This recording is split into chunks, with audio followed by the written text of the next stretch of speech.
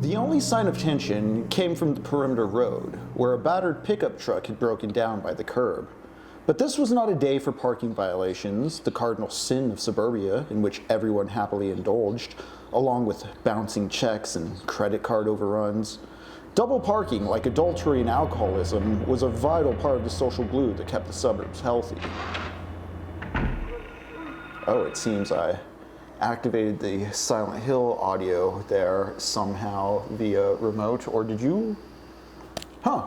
That's weird. Weird, very spooky. We have something violating our well, that just totally threw me off. I was looking at adultery and alcoholism, the vital sins and social glue that kept the suburbs together, according to J.G. Ballard in his horror novel Kingdom Come. Hi, I'm Henry. I'm Jacob. And this is TECHNOPOVERTY. We play video games, read books, bounce them off each other, chat with y'all here on Twitch, and see what comes of it. We've been working through J.G. Ballard's Kingdom Come while playing Silent Hill for the PlayStation 1, which, why don't we just pull that up and get right to it, shall we? Yes. I'm trying to remember. I think we were in the hospital. I'm gonna turn the audio on, chat. Let me know if it's too loud, too quiet. Yeah. Also, what is up, L-Man? Great to see you. Yeah, welcome back, L-Man.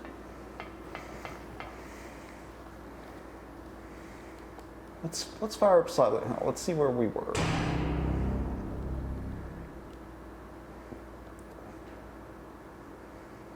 We had just solved a particularly weird tile puzzle in the dark. Yeah. We're in the weird, creepy, scary hospital. Oh, let's get out of dodge of the doctor, I believe. Oh, I want to go to like the bait. Whoa! All right. Instead of worrying about catching up on Kingdom Come, I'm gonna just give me a moment to reorient myself on the map. I believe I want to go to the basement, right, Jacob? We're in like the basement's basement. Yeah, that sounds right. Yeah. Spooky, weird underground hospital. Dang it. I gotta grab a power cord for this other screen so that I know what's going on there. However, how can you monitor the chat without a monitor? Truly, how can content be made without yet another monitor? Jacob, do you remember the last thing that happened in Kingdom Come for you? Man, I just got done with one of the I think it was like the second detective conversation. Okay, the second witness? Yes. Okay.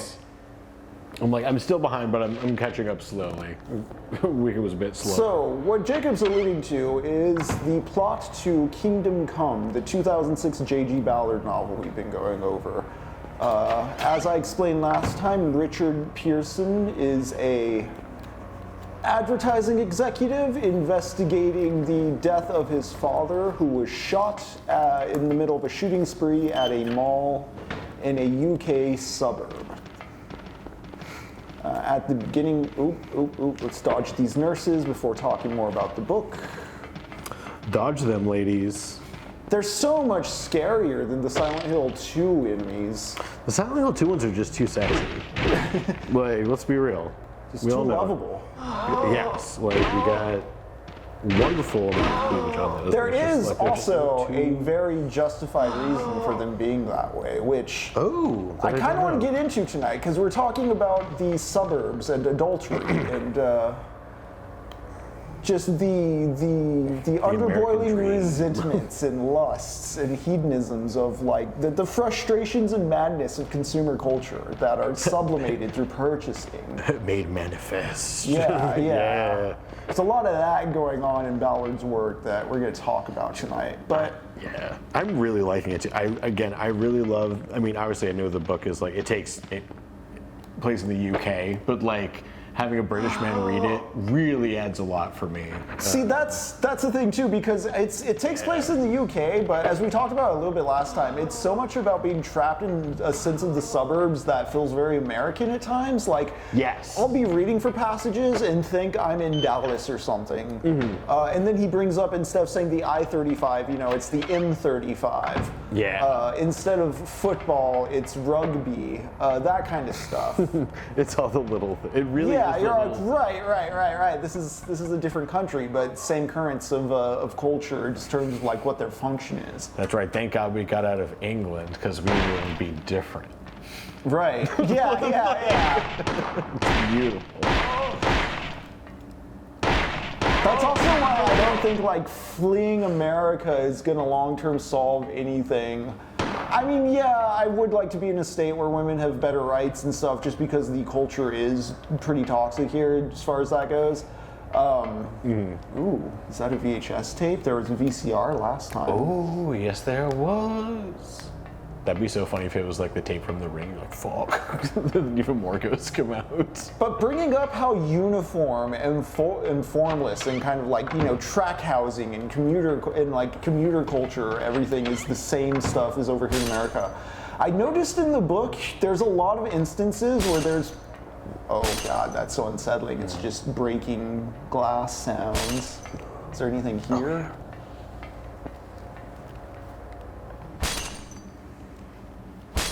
Something like on the other side of the grate, making noise. Spooky. Ladies. Man. As I was saying though, something I notice is there's a lot of characters that are just people, or like a lot of actions that occur through people that aren't described with like proper names or even like personal descriptors. It's usually just like their job or like there's a title or a profession. It's kind of like a little kid's book. Like there's the butcher, there's the baker, there's the, yeah. Yeah.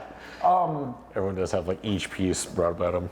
A lot of the named characters are characters that in some way aren't living up or living out of character with their stereotype. Like there's a police officer who he's always remarking on how she looks a little insecure or out of place in her uniform. Alessa, interesting. Examination room key, I'll take it. So Alessa looks like the ghost girl we've been seeing, like at the school and going into the antique shop. But yeah, so I like this little psychological lull the book is getting you into with that, where there's so much just like in the fascist overtones of it all, like, oh yes, people do their jobs, like I don't want to know your name, the impersonal culture of like customer service facing people and such. Yeah, I really like the officer getting upset, like in the first meeting, getting upset about how like they're unable to do just regular day-to-day actual police things because there's just so much bullshit caused by how much this giant mall was causing. Yeah. Okay, I think we got everything in this basement. We got a videotape and a key. Oh Lord.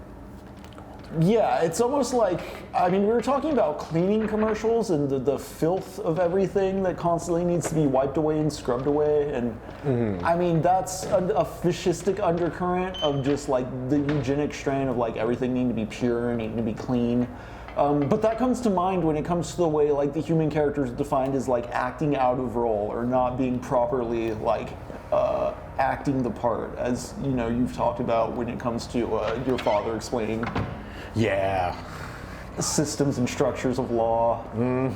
Yeah.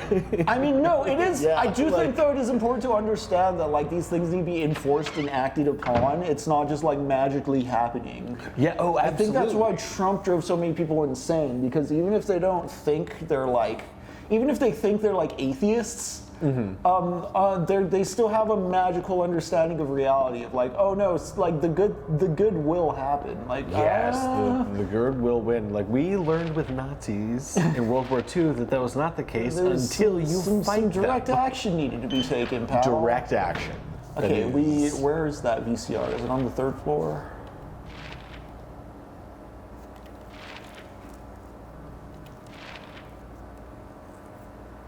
Yeah, that is 302. I think we can just take the elevator up there. Everything's pretty much unlocked now.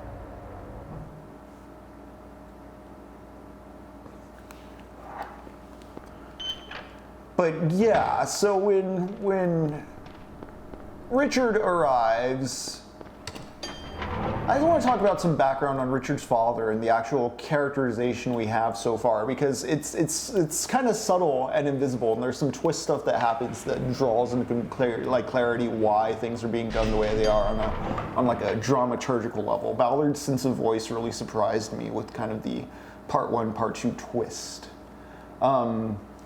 But our protagonist is, how old is he? He's like in his mid-30s for sure, right? Yeah. If not 40s. Yeah, I was gonna say 39, I think. I think he's 39, yeah. He's a failed admin. Mm-hmm. And he doesn't like his ex-wife.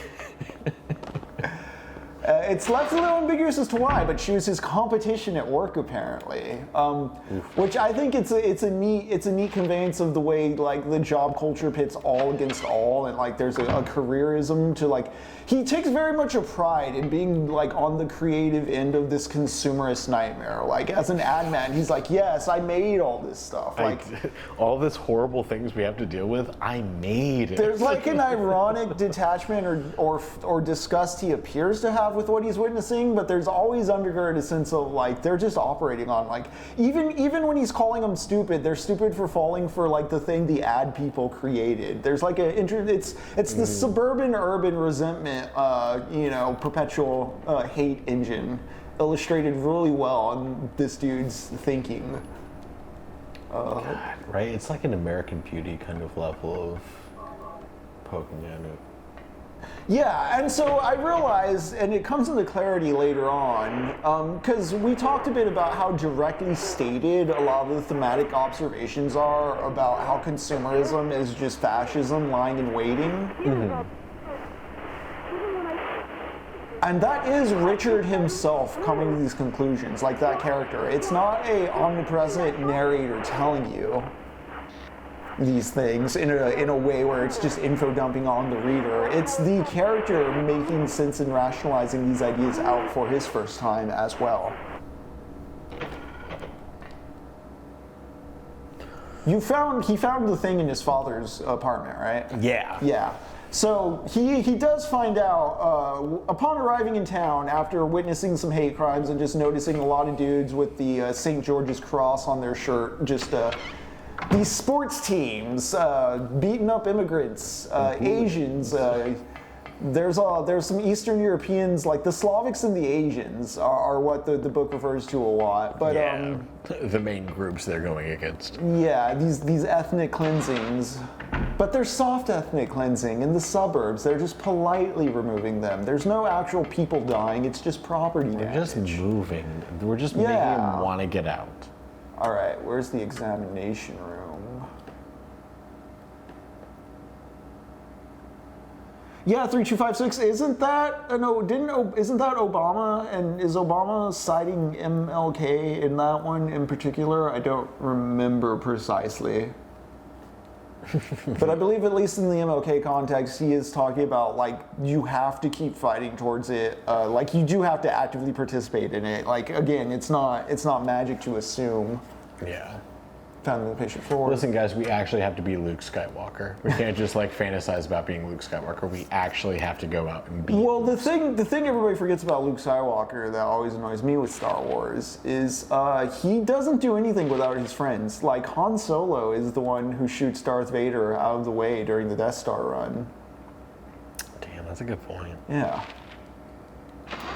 But Luke Skywalker Luke Skywalker and them all go in stormtrooper outfits and get caught in that vent, and they almost get crushed in the garbage disposal until the droids and Chewbacca help them.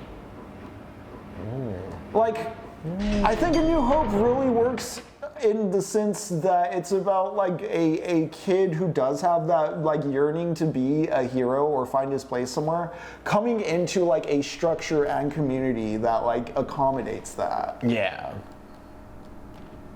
You know what I mean? It's not even like Empire Strikes Back, Return of the Jedi, those are far more like he gets the lightsaber and is the singular thing this whole thing's riding on, whereas A New Hope is like you and your friends all together. Yeah, the group. Blow up the Death Star. Yeah, you gotta have the rebels. And before there was all the convoluted lore, there was kind of the implication of like just space swinging type stuff you could read into it, as far as like Luke, Leia, Chewie, all that just happening on that ship. Hell yeah. And if that's me overthinking Star Wars, no, it's not. Yeah, then you haven't read fan fiction on the internet. my Right. friend. This is how people have consumed these things historically. Then you haven't read my Al Roker fan fiction about the morning show, the Today Show. All right, I have the key for this door now, right? Yep.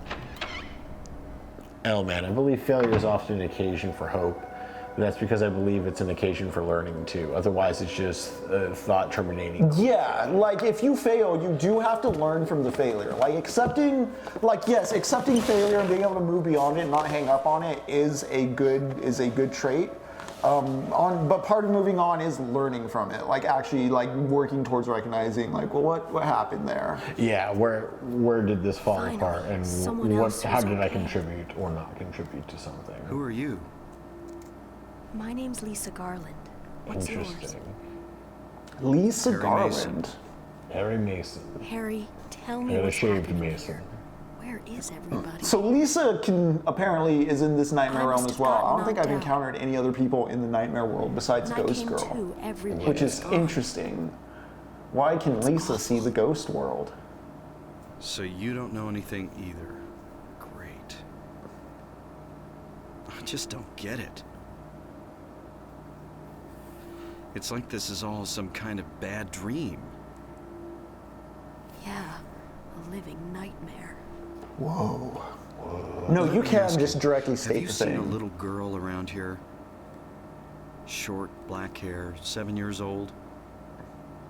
A 7-year-old girl. What, she's your daughter? Yes. A 7-year-old girl. I can't say that I have. I was unconscious all this time.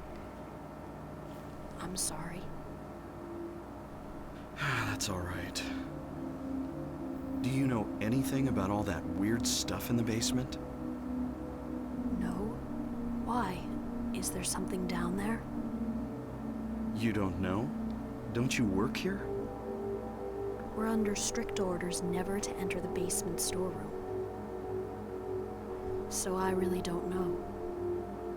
What did you say was down there? Well, it's... Alyssa's bed. Damn! My head. Oh, What's there's wrong? them sirens. Harry? Harry, let me help you. Harry? Hold on, I'm going crazy.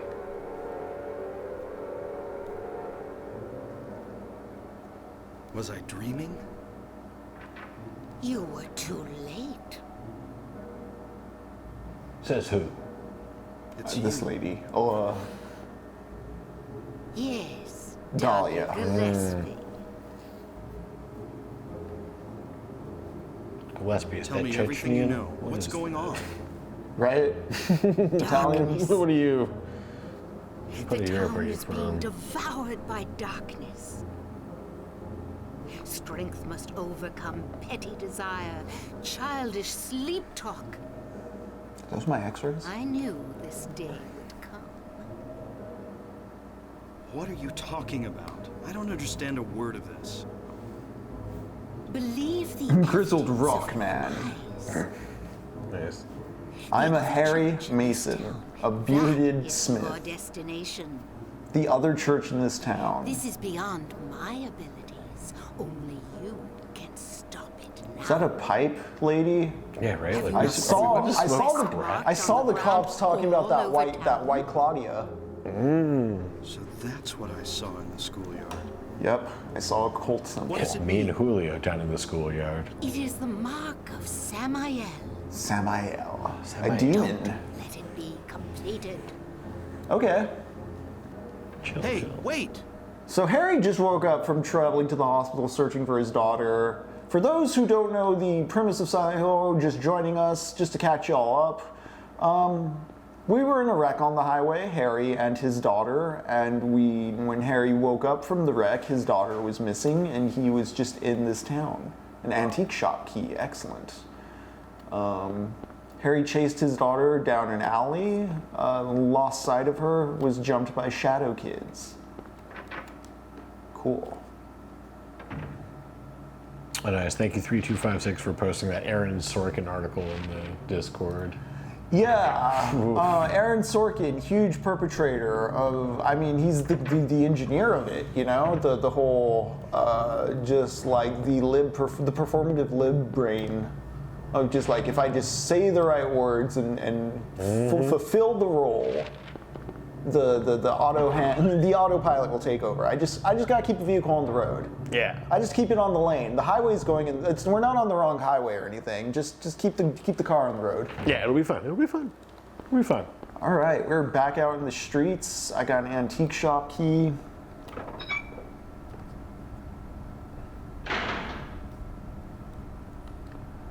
Doesn't Sorkin also hate the writers' union? Like, wasn't he against the strikes? Probably. He seems like what is that? What is that noise? I have my radio off, right?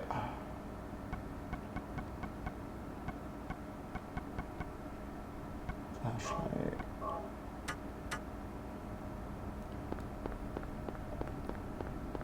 Real wretched noise. Right.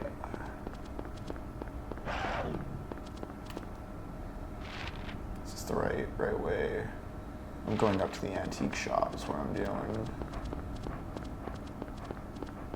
Running from this dog. What is that monster noise?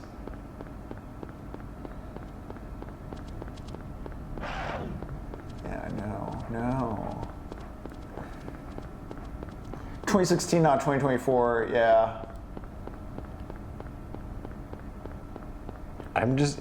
Is reading Sorkin what is Sorkin said recently politically? Is he an abundance guy by chance? He's pretty establishment lib kinda almost. He's the rightest lib like Hollywood guy I can think of.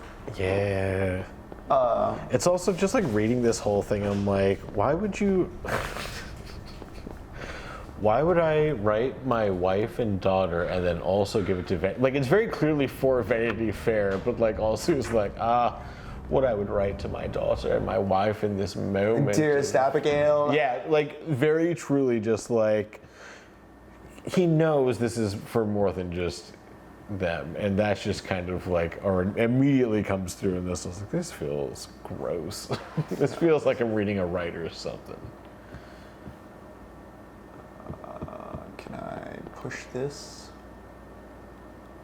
It's like someone just going around, it's like, oof, just makes me so mad. Oh, like does it? You really that angry? What's this? What? This is wild that this is from 2016 as well. Harry! Oh, hey, the cop Sybil? lady, Sybil.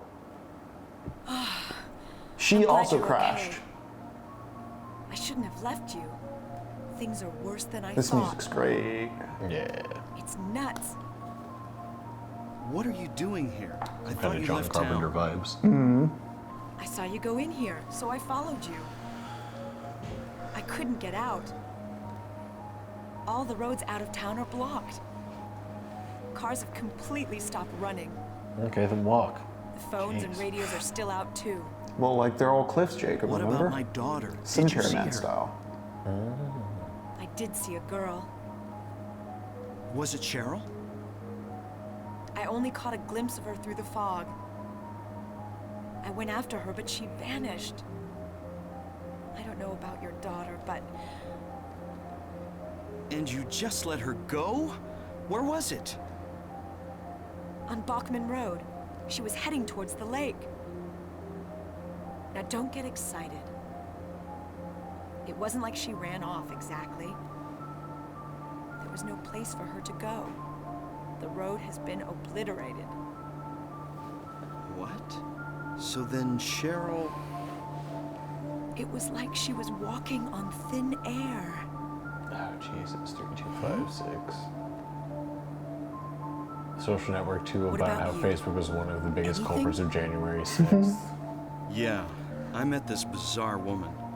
Gosh, we're watch stupid editing. Her name's Dahlia Gillespie. It's written by Aaron Sorkin. Dahlia Gillespie. No. And? She said something about the town being devoured by darkness. gibberish like that. Yeah, gibberish. Complete nonsense. idea Why what it would means? why would I sincerely believe that? You know? The sexual assault monsters, the naked dogs, the Yeah. flying flesh bats, but like Must be on They sell them drugs. to she's tourists. crazy. They do sell drugs to the Or still tourists. can't figure out who's behind it. Nice. I think Sybil's the only cop trying None to of our figure leads that have out. panned out. Yeah. Oh See, yeah, that like the goo or whatever. investigation the is white stalled. Claudia. Yeah. I do like that drug degree of like we trafficking all have to might do just with be all this? high. Yeah, like this. The snow might be the white really Claudia don't for know. all you know. We're just in a crack den, Maybe man. that's Right. the darkness she was talking about. Bro, we never left the opium den. That's all I can think of. Like the game is lending itself towards that ambiguity in a way. Yeah, in a really good way too. I kind of wish I was like, if I could just replay Just this discovered it. game from scratch, knowing nothing about Silent Maybe Hill, there's I'd be something very back there. interested in how this would read, honestly. Right. It's kind of going like, what is it, the remake of Evil Dead? Wait. That like, is it a Right. demon possession or is it a drug addiction? Don't know like what's back withdrawal there. or whatever. I'd better check it out first. I'm a cop. I should go. No. By all means. I'm going. Yeah, you're a woman. All right. Shut up. I'll cover you from here. There is You gave me your gun. there is an interesting sense of misogyny throughout Kingdom Come with how Richard describes Sybil? again the female cop who just doesn't think Goes fits for in her place. Hello, anything gamers about- and women.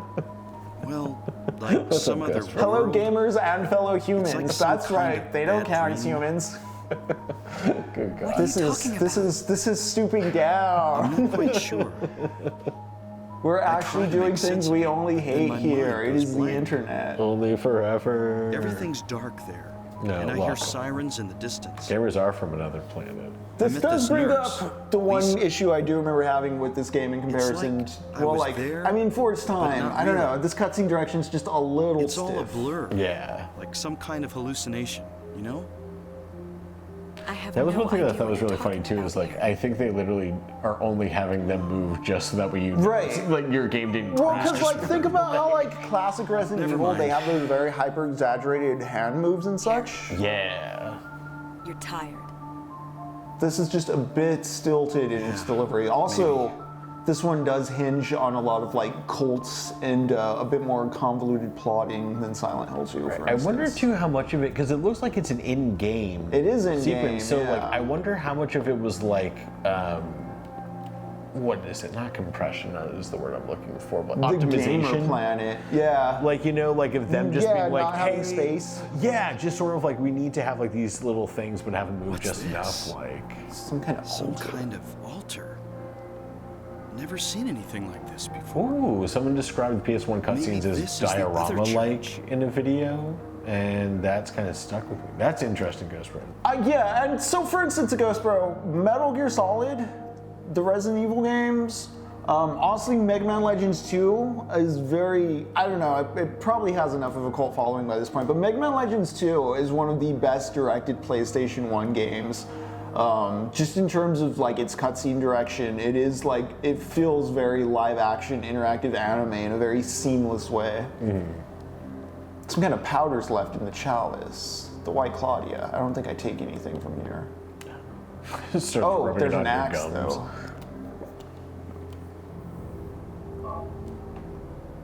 Heck yeah. Because like, I don't think it's necessarily a matter of space limitations. I think it is just like having to consider, oh, jammed lock. Is there anything else in here besides that axe? That writing on I wonder what they my worship. God. Looks like- Samael, right? I was gonna say, it looks like that guy from. I think I just go back now that I got the axe. Looks like that villain from X-Men. Guy with the big red helmet. What the? You think- Juggernaut? Oh, Juggernaut. I was supposed to think of Yeah. Magneto. Magneto has a red helmet. Oh. Horrifying. Harry? Are you okay? The torch started She is itself. horrible Harry? at covering you. Like, don't worry, I'll cover you back here. Oh, sorry, I wasn't paying any attention at all. What's going on? What's happening? Harry? Are you her now? Where is Harry? Oh? Harry. There was that cool, like, oh, Whoa. Where am I? back in the nightmare world? Harry, Lisa? That I'm in the hospital? you were having a bad dream. Was I? Hey, you don't look too good. Are you okay? I'm fine. Nothing you need to worry about. Well, if you're sure. Lisa, do you know a woman named Dahlia Gillespie? Oh yeah, that crazy Gillespie lady. She's kind of famous around here. She never sees anybody, so I don't know that much about her. But I heard her kid died in a fire. A ghost bros on a She's been streak. crazy ever since. Oh. Her kid died in a fire. Well, she says Dahlia's? the town is being devoured by the darkness. Hell yeah. Do you have any idea what she's talking about? The town devoured by the darkness. Yes, I think I do. Before this place was turned into a resort, the townspeople here were on the quiet side. Just the very subtle movements of the models, so you know Yeah. your computer They didn't followed freeze. some kind of queer religion. Hey. Whoa. I mean, that's kind of cool. I mean, that sounds cool, yeah. all right. I'm gonna have to screen cap that. As Ryunosuke Yeah. moved away, the people figured they'd been summoned by the gods. Evidently, things like that used to happen Devoured by around the here all the darkness. time. There used to be a queer Before the religion. resort, there really wasn't And then the anything resort ruined it? Okay. No, that's the canon now. Get your ass eaten out by the darkness. So you gotta blame it on something. It did become a resort town. That is very Kingdom Everybody Come. clammed up. Very much the malls and the football clubs. Yeah. Last time I heard anything about it was, gosh, years ago. When several people connected with developing the town died in accidents. People said it was a curse. Oh, I'm sorry. I'm rambling. I'll shut up. Tourism versus occultism. It is interesting when we were playing Castlevania and talking Salem's Law. Like the vampire wanted to move nearer to like a tourist town where there'd be a lot of transient population to feed on. Eggers' Nosferatu wanted to move to the city to get somewhere more Pass lively. out again? It's interesting how historical, like folk vampirism is tied to real estate. I'm thinking about how Carmilla. Yeah, that's weird, isn't it? I'm thinking about how even in Carmilla, there's such a heavy focus on like, oh yeah, we bought this place, we're renting this castle cheaply from some dude, and then like a whole end of the book later, you find out that like the vampire was something the landlord kind of knew about and just kind of comes and takes care of. Yeah. Like, oh, you guys had a vampire. Like, that's just Carmilla, guys. You just got, her grave's right here. You just got to stake her in the heart. Like, I should have left a note before leaving for the summer. I'm sorry. Like, Sorry about that, guys. it's one of those things too that the more I read like older vampire stuff and just more vampire stuff in general, I realize how like fucking on point the ending to The Lost Boys is, with the grandpa just being all like, oh yeah, I hate the fucking vampires here. Like, yeah. Like, yep. I'm kind of curious how our oh man, there's just hanging bodies here. I'm kind of curious how our protagonist of Kingdom Come is going to come out at the end. I feel he might to an extent just like normalize it to a degree, just be like, oh yeah, it's just how things always are. That's just the way it is. That's just the way it is. There's Mark Samael. Let's save. It's been months since we saved. Yeah, Silent Hill's real influencers would be there disappearing all the time. Man. Me. Just going in there and disappearing. Maybe. They're still streaming. Yeah. The back door sticks in the summer. Jake and Logan Paul being chased by their own fears. Wizworld mentioned Silent Hill being like Santa Monica Pier because they got attacked there, and I was very curious to follow up on that. I'll have to ask it sometime. Backdoor sticks in summer. Don't forget to hang up the fresh garlic to keep the vamp away. That's right now, man. Oh, outside the antique shop again? Oh, we're in hell. Cool. Oh yeah, let's. Ghost Bro, what is this? Gunjam Haunted Asylum? That Is this a horror movie of some sort? I'm really into some fun horror movies, so if it is. Is he dead? Damn.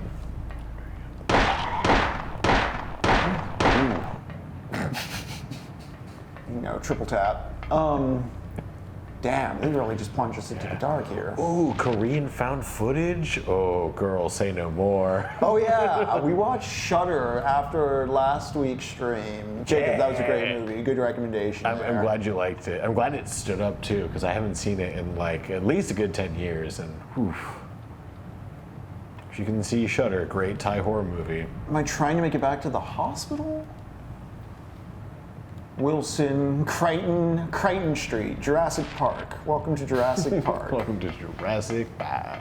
I wish Dino Crisis got a remake in the style of the Resident Evil remakes, because I really do think Running from Raptors is terrifying and hasn't been fully put into the proper video game experience. Oh, completely agree. I've wanted to try that VR Jurassic Park game. I've had it for a while, but it's like Alien Isolation in that you're hiding from the raptors, and that like seems like it's kind of on the right track.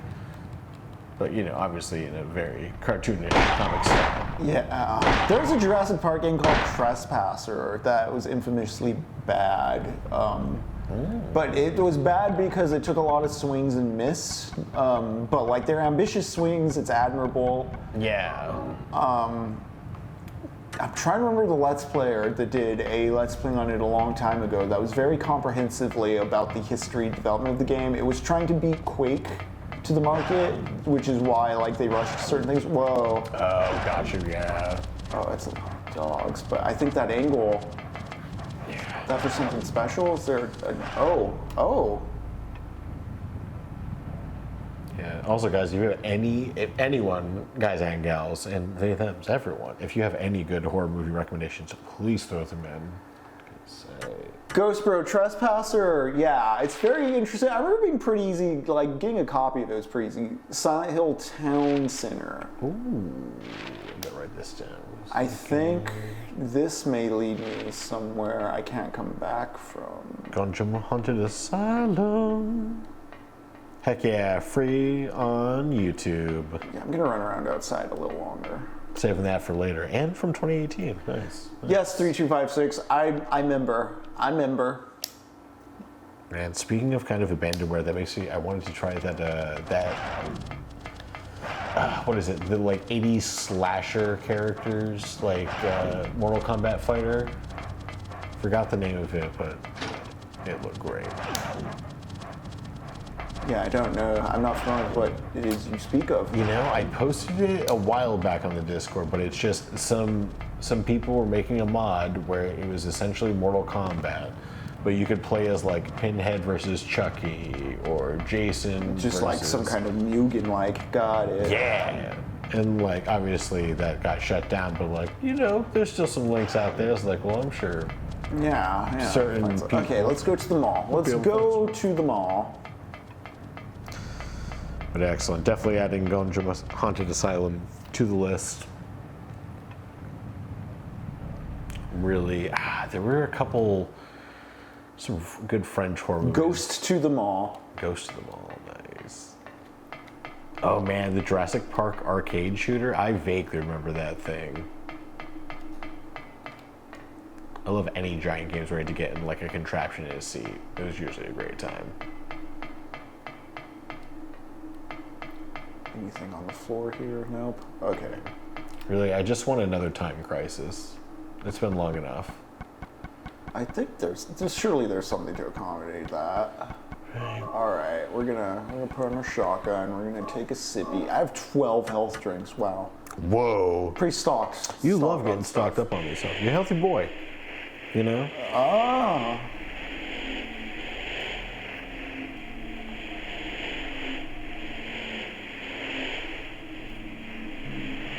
That's awesome, 3256. Oh shit. What? Cheryl. Where are you? Oh, what is going on? Cheryl! It is creepy. Honestly, this came out in 1999, so American audiences hadn't been introduced to like The Ring yet, like the big J-horror fad hadn't happened. Yeah. So this is probably just really effective, people are just like, what is going on?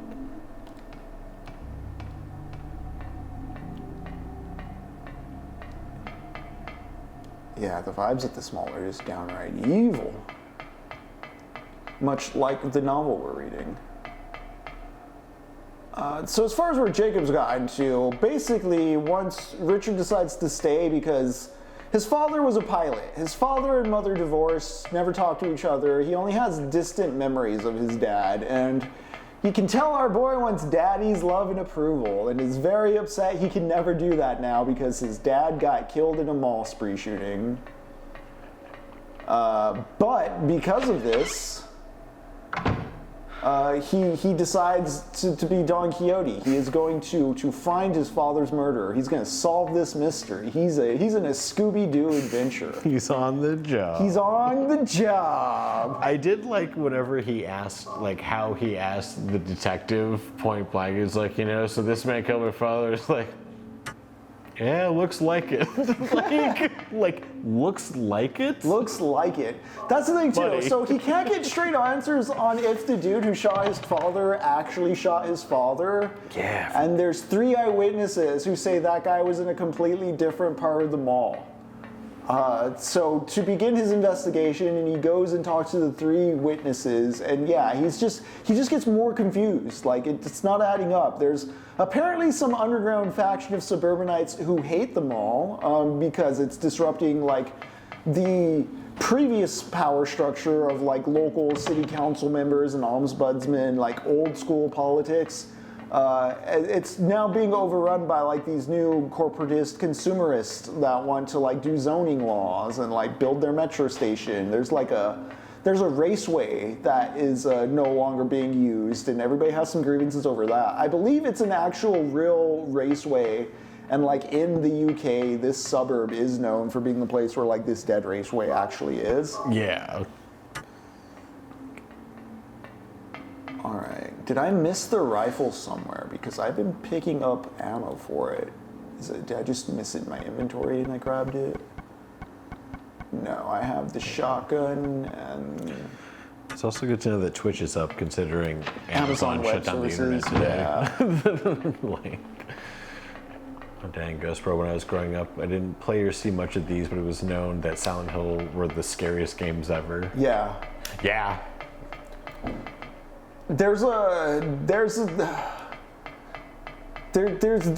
omission of things. There's, again, the sound design. Resident Evil was scary as a kid, like, ooh, scary games, dog jump through window. But this is atmospherically, like, terrifying. Oh, yeah. Also, something I noted about the puzzles last time we were playing I'd like to follow up on, but let's give it a moment, because fucking, whoa. Okay. I believe Silent Hill 3 references this boss as well.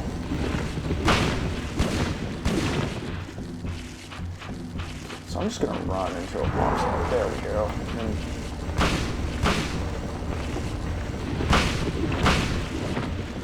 Cool. The worm. The worm. The worm. Alright. Oh, wasting ammo, wasting ammo.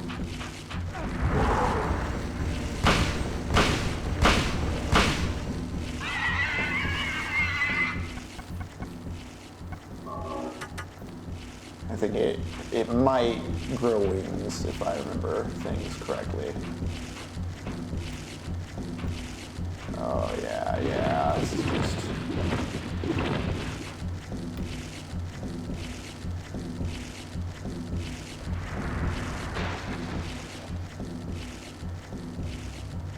Oh, it opened the door for me, thank you. All right.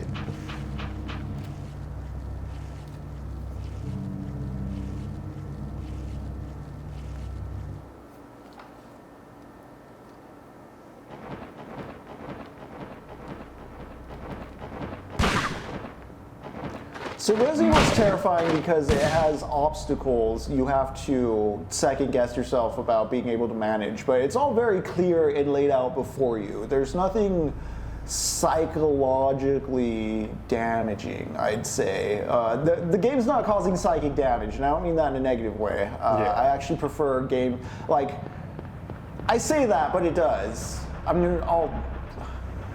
What I'm saying is Resident Evil gives you a key, you know exactly where the key needs to go. The horror comes from like planning the route to get back to the key, knowing that there's enemies and zombies between you and there, and that you have limited health and resources. That's where like the psychological tension develops, because you start second guessing like if your loadout is proper for the run. Yeah, do I have everything I need? What happens if I fuck up and waste my health items? You know, Silent Hill is loaded with scary sound right outside the screen, stopping you from running full speed, even though there's probably nothing there. And again, the puzzle items you get raise questions. They don't point you directly to where you need to go. All those tiles from last time, that piano puzzle, again, it gets you literalizing things. Remember that tile puzzle having like characters on it, but like you had to associate their color with colors to fruits in a poem? Yeah. The way you translate symbols in the puzzles primes you to start translating the symbolism of the actual plot. Yeah, like the rest of it. But it does give you... It does tell you directly what's going on plot-wise. Like, we did get told by Dahlia that, you know, Samael are overtaking the town, it's getting dark. Harry's figured out we're in some sort of nightmare. We haven't pieced it together yet, but apparently Dahlia's daughter burned in a fire, and a lot of these enemies seem burnt, so I wonder what the association is there. Also, again, why did Lisa know or see the Nightmare World? I haven't seen any other humans in the Nightmare World. Oh crap, am I out of ammo? Did I use all my ammo on that fucking boss? Possibly. Yeah, looks like that was the case. You got a bit of pistol ammo though, but I should probably not be... Do I have a map of this place? Am I just in the evil... I'm just in Evil Town. I was gonna say, can you hit that dog with that axe? Yeah, the axe was Give me some distance. a nicer melee weapon. Let's see. Harry's not a fighter. That's something I do like about the Silent Hill games as well. Ooh. Oh, nice, dang. You just gotta really time it and hit it in the spot. Okay. I hear another thing running around, but I'll just wait. I like how clunky the Silent Hill characters are. They don't know how to use a weapon. They don't know how to fire guns. They get short on breath. They trip if you're playing on higher difficulties. It's a great tension between the player, and the control scheme in a very intentional way. Yeah. The like timing to get it with that. Because again, Resident Evil is far more precise in the way it controls, because they want you to become like the super SWAT cop that can like, you're supposed to be special, you're the SWAT special cop. forces. You're supposed to be special forces. Yeah, those things. Nice. Oh dang, those are just one hits. Yeah, it seems that way, although I took a lot of bites there. For sure, but like, it's nice to know that like, I mean, you have to time it perfectly, but if you hit it, it's a one and done. I have to learn the most effective way to levy violence. You know, I had never even considered, that's a really good point, just bringing up like how the different characters feel while playing them in each of these. Because I don't think he auto-locks onto enemies like the characters in Resident Evil do. Yeah. Oh. Oh boy. First off...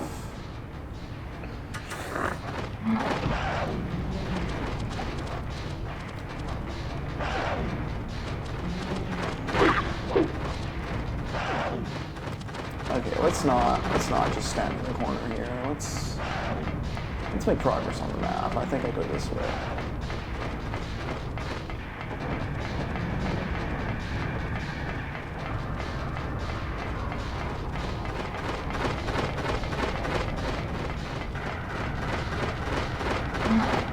Oh, you know what? Do I go up these stairs this time? I went up those stairs in the daytime and there's nothing up there. Yeah, this is so hostile and oppressive.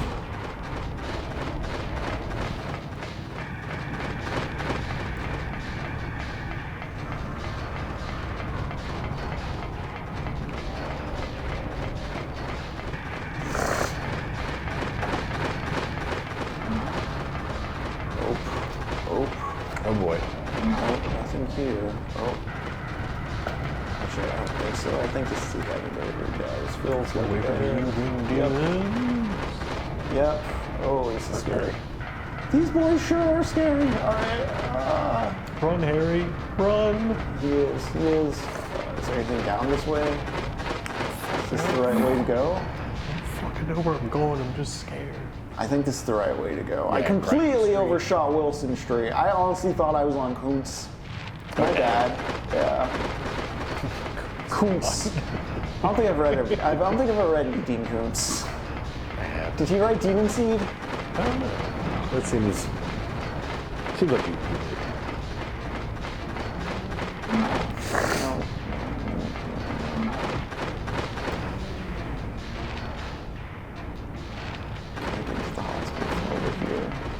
So I have to run back to the hospital through Nightmare World.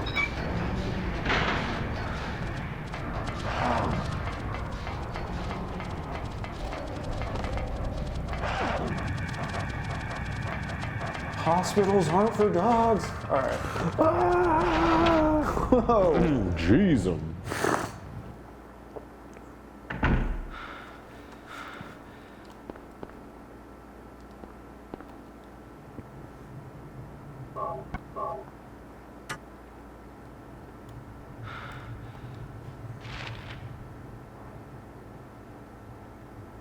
Oh, that's right. I never went through like these doors in the dark hospital. If I go back to the examination room, is Lisa still here?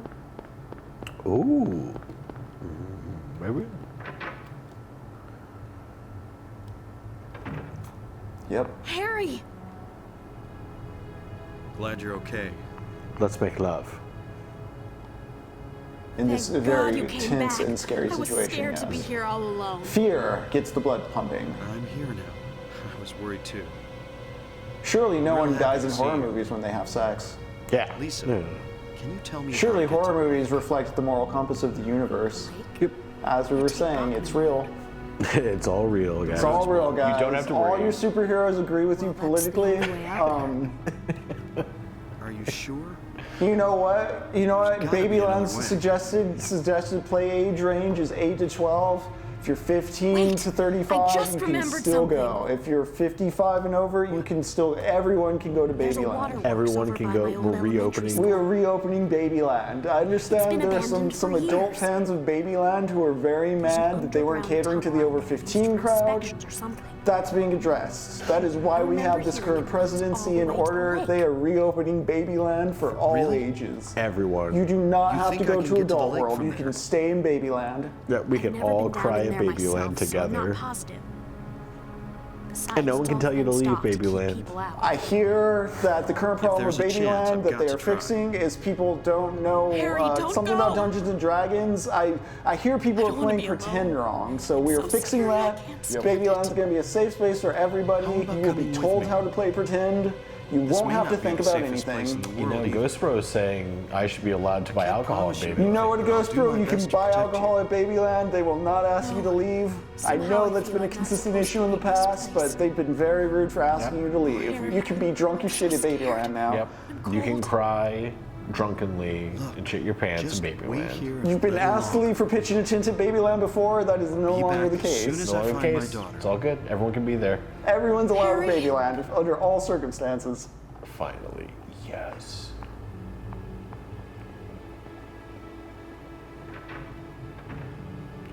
See, then they randomly have like really cool camera movements. Right, It's like right. It's just like I feel like it's time to like, all right, whatever, guys. Just do the cool camera movement at the end so we know the beginning and end of the scene. Dang, listen to him. Again, yeah, you limp when you're low in health in Resident Evil, but this is so much more about the psychological, just like, hey man, you're hurting your dude. Take better care of him. It's like, no, I'm fine. He's so tired from having sex. You're right, Ghost Bro. Lock is jammed. He's got done with the most mild wienering ever. You know, he's exhausted. Oh, my bad. I go down Bachman Road to get to the lake, though, is what they were telling me, right? I just have to go south. Yeah. Buckman. All right, well, I'm glad they pointed the way to Babyland. We will get out of here. Is there anything behind the counter in Dark World? No. Okay. I don't need to save again.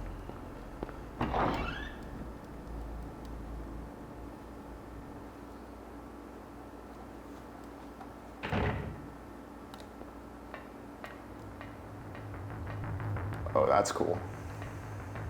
Why did the music get so awesome? It's cool as hell. Also, how do I go down Bachman Road? Oh, is it like a single... Ah, yes, that makes sense.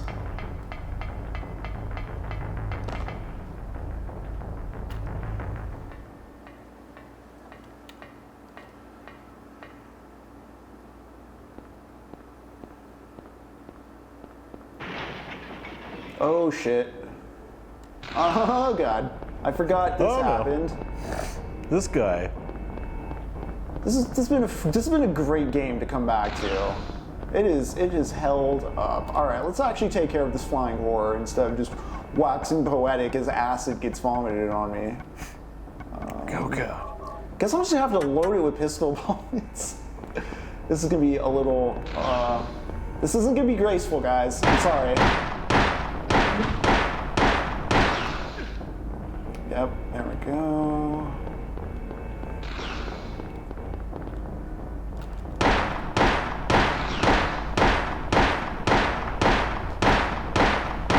Oh, God, the little tendril arms. So you can't do this in Resident Evil either. Move while shooting? You go down Bachman Road very descriptively.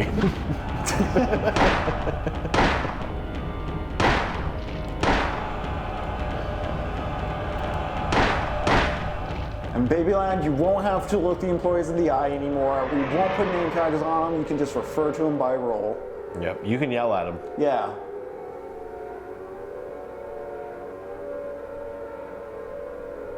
In fact, all kids under 12 will now have earplugs because we know people love saying slurs at Babyland, which is a totally appropriate place for Babyland. That's total Babyland behavior. We welcome it here. Yeah, we want to bring it. It should have never been taken out in the first place. You're we right, apologize. guys. We're making everything better in Babyland. And all the Rule 34 in Babyland adheres to the original 80s versions of the cartoon characters you love, none of the woke Netflix versions, because we got a lot of complaints about that one. Wow. Oh, God, yeah, that was a big misstep on our part. We really stepped in on that one. And the Babyland cigarette store is coming back. Absolutely.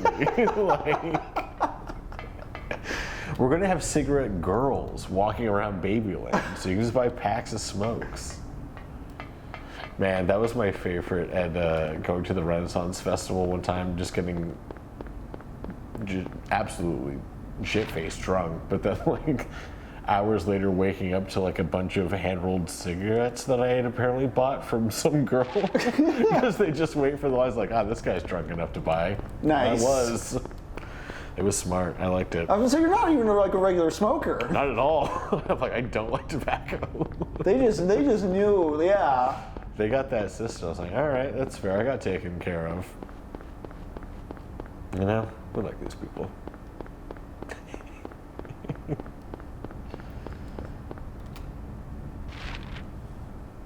I believe if I go this way, I get back to Bachman. Let's see.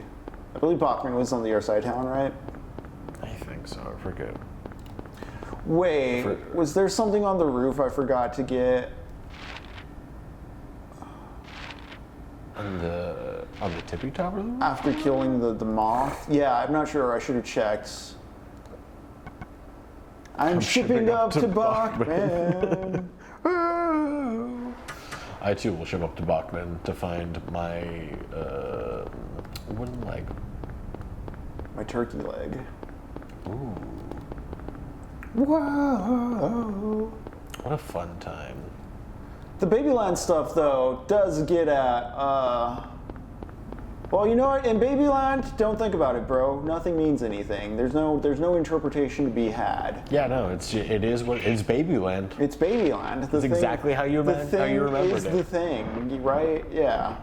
It's everything you wanted it to be. Because, Never you know, we've changed. been talking about the way the puzzles in this invite you to interpret metaphor and run with the double pun and the double innuendo of everything, and how there's, you know, monkey men that are assaulting me in a provocative way.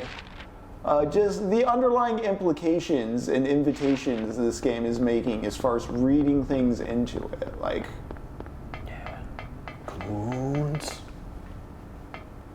you don't do that at Babyland. You don't read into things. You don't need to read into Yeah, you things. don't need to. But the sex stuff got me thinking also about, you know, as a key feature of Babyland.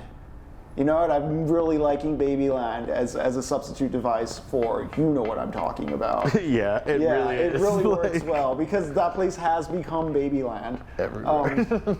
A key feature of Babyland, though, is the whole like useless sex scenes arguments. You know, people are always yelling about sex scenes being useless to the plot in Babyland.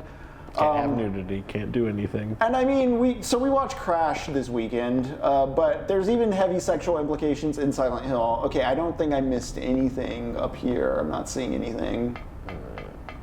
Is there a locked door? Do I go in through this locked door? Nope. Okay, maybe I do just go down Bachman Road. Let's go for it. Barney's so glad that she can finally go back to Babyland. Right. Well, so the thing about, like, sex scenes are only useless if it's not conveying anything new as far as storytelling goes. Thematically, ideologically, semiotically, character-wise. A sex scene can be useless, but the thing is, to assume, like, sex scenes are always useless is to assume there's only one kind of use case sex scenes, for sex. Not even sex scenes, but sex itself. So, like, if you're upset by the idea of sex revealing something deeper about character or being an aspect of the human that's not, you know, directly for, like, heterosexual procreation, it's not so much that the sex scene's useless, it's that it's portraying sex in a way that violates, you know, your thoughts as far as, like, the purpose of it. Yeah, and honestly, if that's the case, like, porn has the most useless sex scenes. Right. If we're talking like story, like nothing in the story really needs that. Oh, go over there now. You Got know? it. Oh, it just shortcutted me to the waterworks. God. Oh, okay, cool. Well, we appreciate that. I know it's locked, dude. Nope, let's hit it hard with an axe then. I think I used this ritual axe. Which, interesting, how small is it? Is it faster? Yep, there we go. Nice. Just hack it open. Again, this just completely skipped the Resident Evil meta of like planning and rerunning your route. It warped me across town. Mm-hmm. Like, how many other instances have I been running across town on, you know, constricted paths, but paths it intentionally wanted me to play for some reason?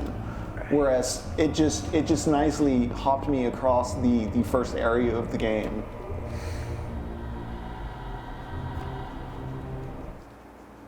Barney, you look so comfy right now. But yeah, because Kingdom Come also gets at the sublimated sexual frustrations of it all. And again, I think a big piece of what drives our society is, you know, this libidinal impulse we try to rationalize and dress up with, you know, religion, consumerism, purpose, the meaning of life. The identity within. The rationalization of why hitting that dopamine button on our body feels so damn good, and if that feels good, then it must be also morally and ethically good as well as physically good, right? Yeah. Like, why should something pleasurable be evil? Is what I think Macbeth is about. If evil's so bad, why does it feel good Why sometimes? feel good? Yeah. Why good feel? Oh man, I'm axing you, pal. Listen. Axing you to move. I'm scared. Okay, let's get the fuck out of it. Yeah, fuck that. Ew, gross thing. Oh, this is just a Oh, dead end. God, gross, terrible noises. Get out of here, dude. Quit being a creep.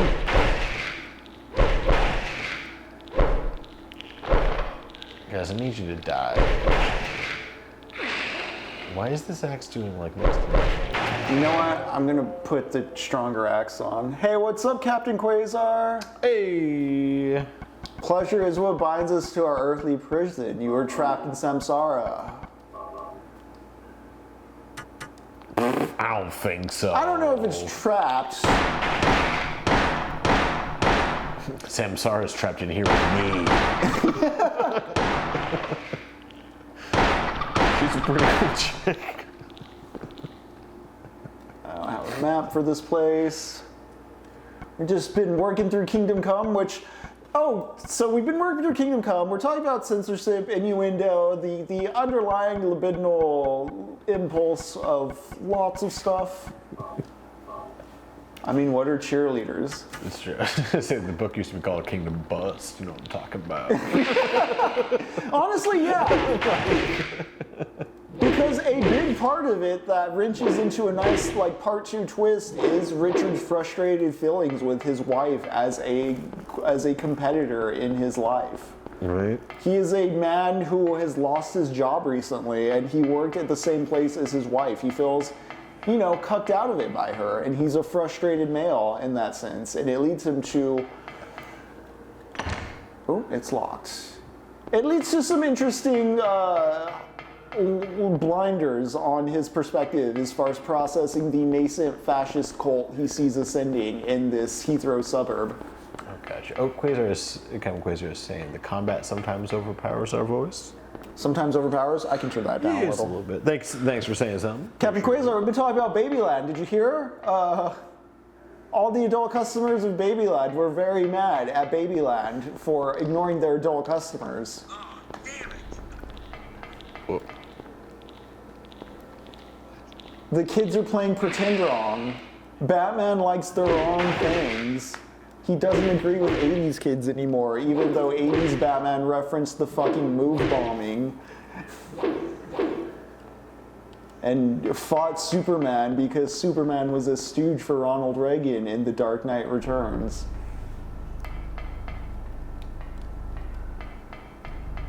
But the move bombing thing I'm talking about is Batman Year One. Frank Miller is directly referencing the move bombing with that comic book. Which, if you don't know what the move bombing is, I suggest just giving a quick Wikipedia to the 1985, I believe, Philadelphia move bombing.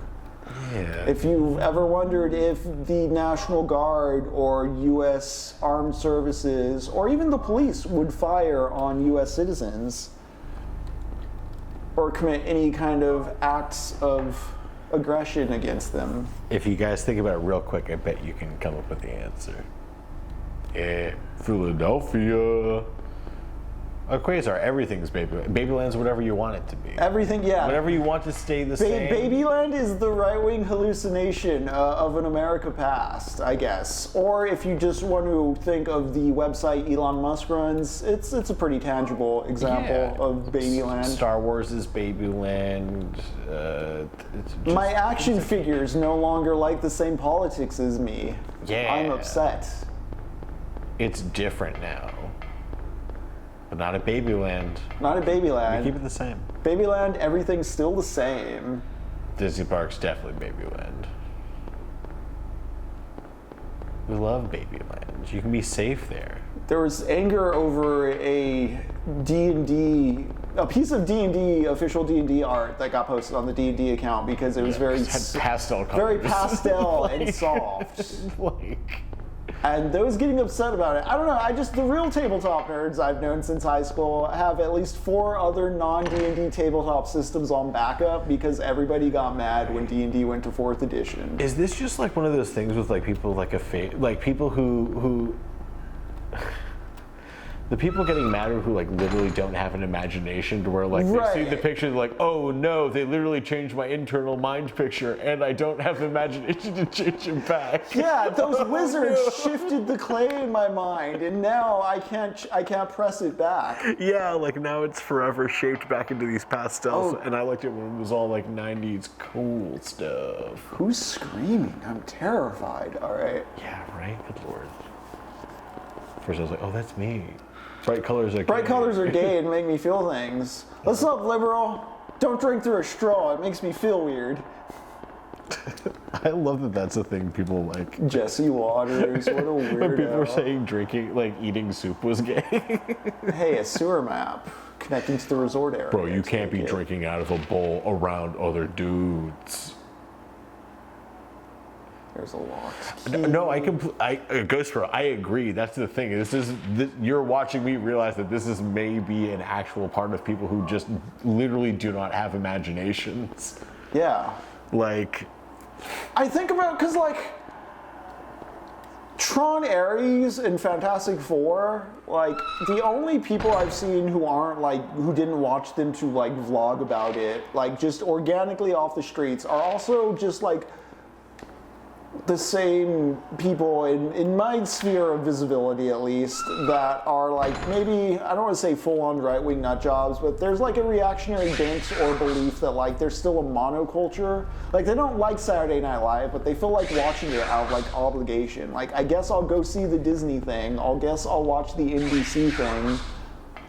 Well, it's on broadcast TV, so I will go for it. Oh.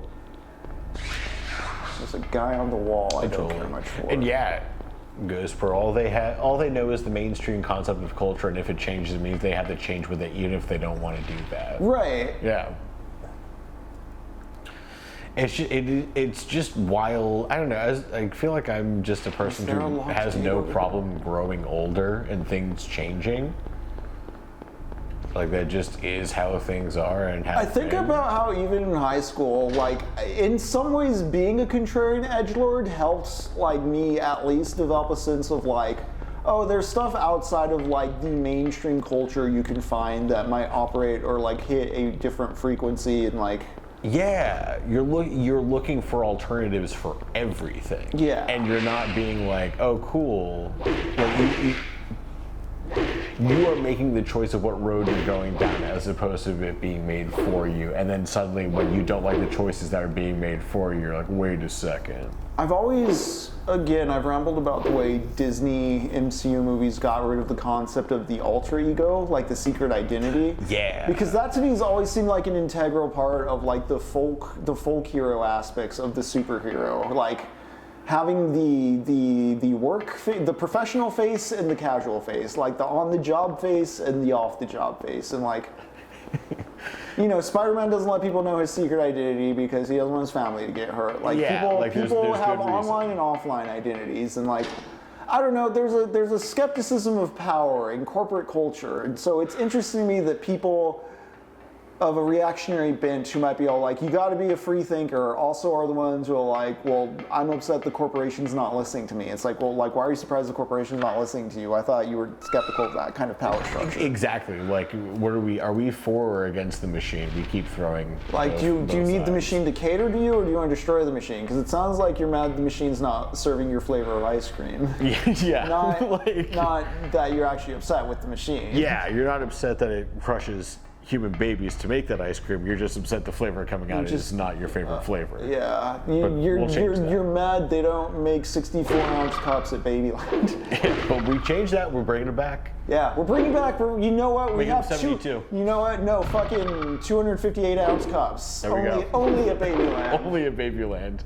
You want smaller servings? I'm sorry, not at Babyland. Not at Babyland. Babyland considers all its adult customers. Yeah. Cry about it at not Babyland. You can share the big cup with your baby. It's a giant bottle. So you can have all your snacks and all your drinks. So it doesn't spill. Yes, the sippy cup, Babyland sippy cup.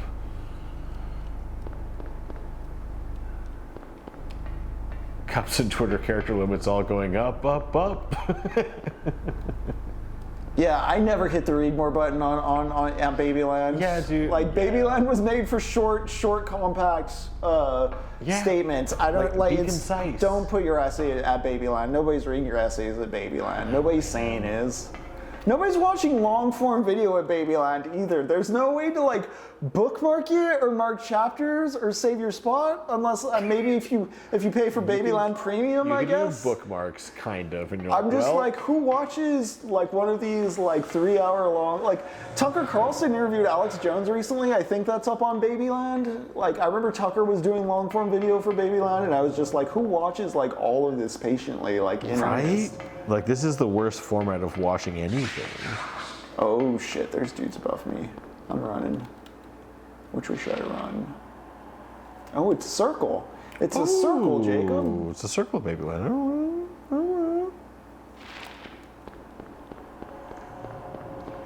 I'm just gonna run. I'm scared. I'm terrified. Oh, that's a lot of bugs.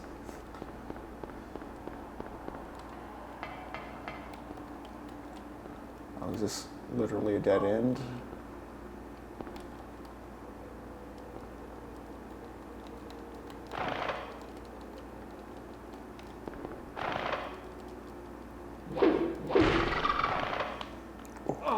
Oh, crap. When did I last save? I think when Elisa chatted with me. Tips: when Harry has the light turned off, enemies will have a harder time spotting Harry. Oh, okay. So it does have some effects. Interesting. Yeah. I like that they just give you that tip. Like, Yeah. Like, hey, if you're brave enough. yeah, turn off the light. But it's spooky. Where did I die, Jacob? I don't remember. I also don't remember where you died. Oh, you know what? It like checkpointed when I entered the sewers, apparently. Ooh. Generous. It's not Resident Evil where it's your last save point. You're like, sorry, you fucked up. Like, we got you. I really appreciate that, honestly. I super appreciate that, yeah. Okay, so there's gonna be things that jump at me. I'm gonna run to the key. Hate that scary noise. I'm trying to remember the name of this thing for our All right, chat. good I'm gonna be friend. quiet for a moment as I rerun the area. Hopefully I can get out dodge with these guys. Yep. All right.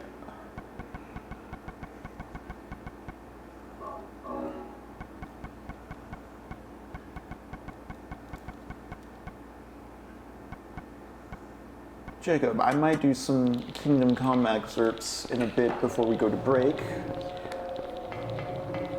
Some might have light spoilers. You know, that's totally fine. I'm having so much fun with this book, honestly. Yeah. I wonder, someone who read this book in 2006 when it came out must have felt genuinely insane when Trump and Brexit and all that shit first popped up. Oh, totally. Because it is such an on-point diagnosis of just the boredom of suburban life and the meaninglessness of consumer culture that drives people towards like forcing a religious reading on their products. It just made me think of that insane Christian woman going over the monster can and explaining all the like the Jewish hieroglyphs and things, like, you know, like This is that's actually like 666. This is the Yeah. mark of Samael, and monsters. It's like monsters like trying to it's an energy drink. Like, I mean, I'm sure people can take inspiration from a lot of places, but I genuinely don't think that like that is the curse that is like being wrapped upon this world.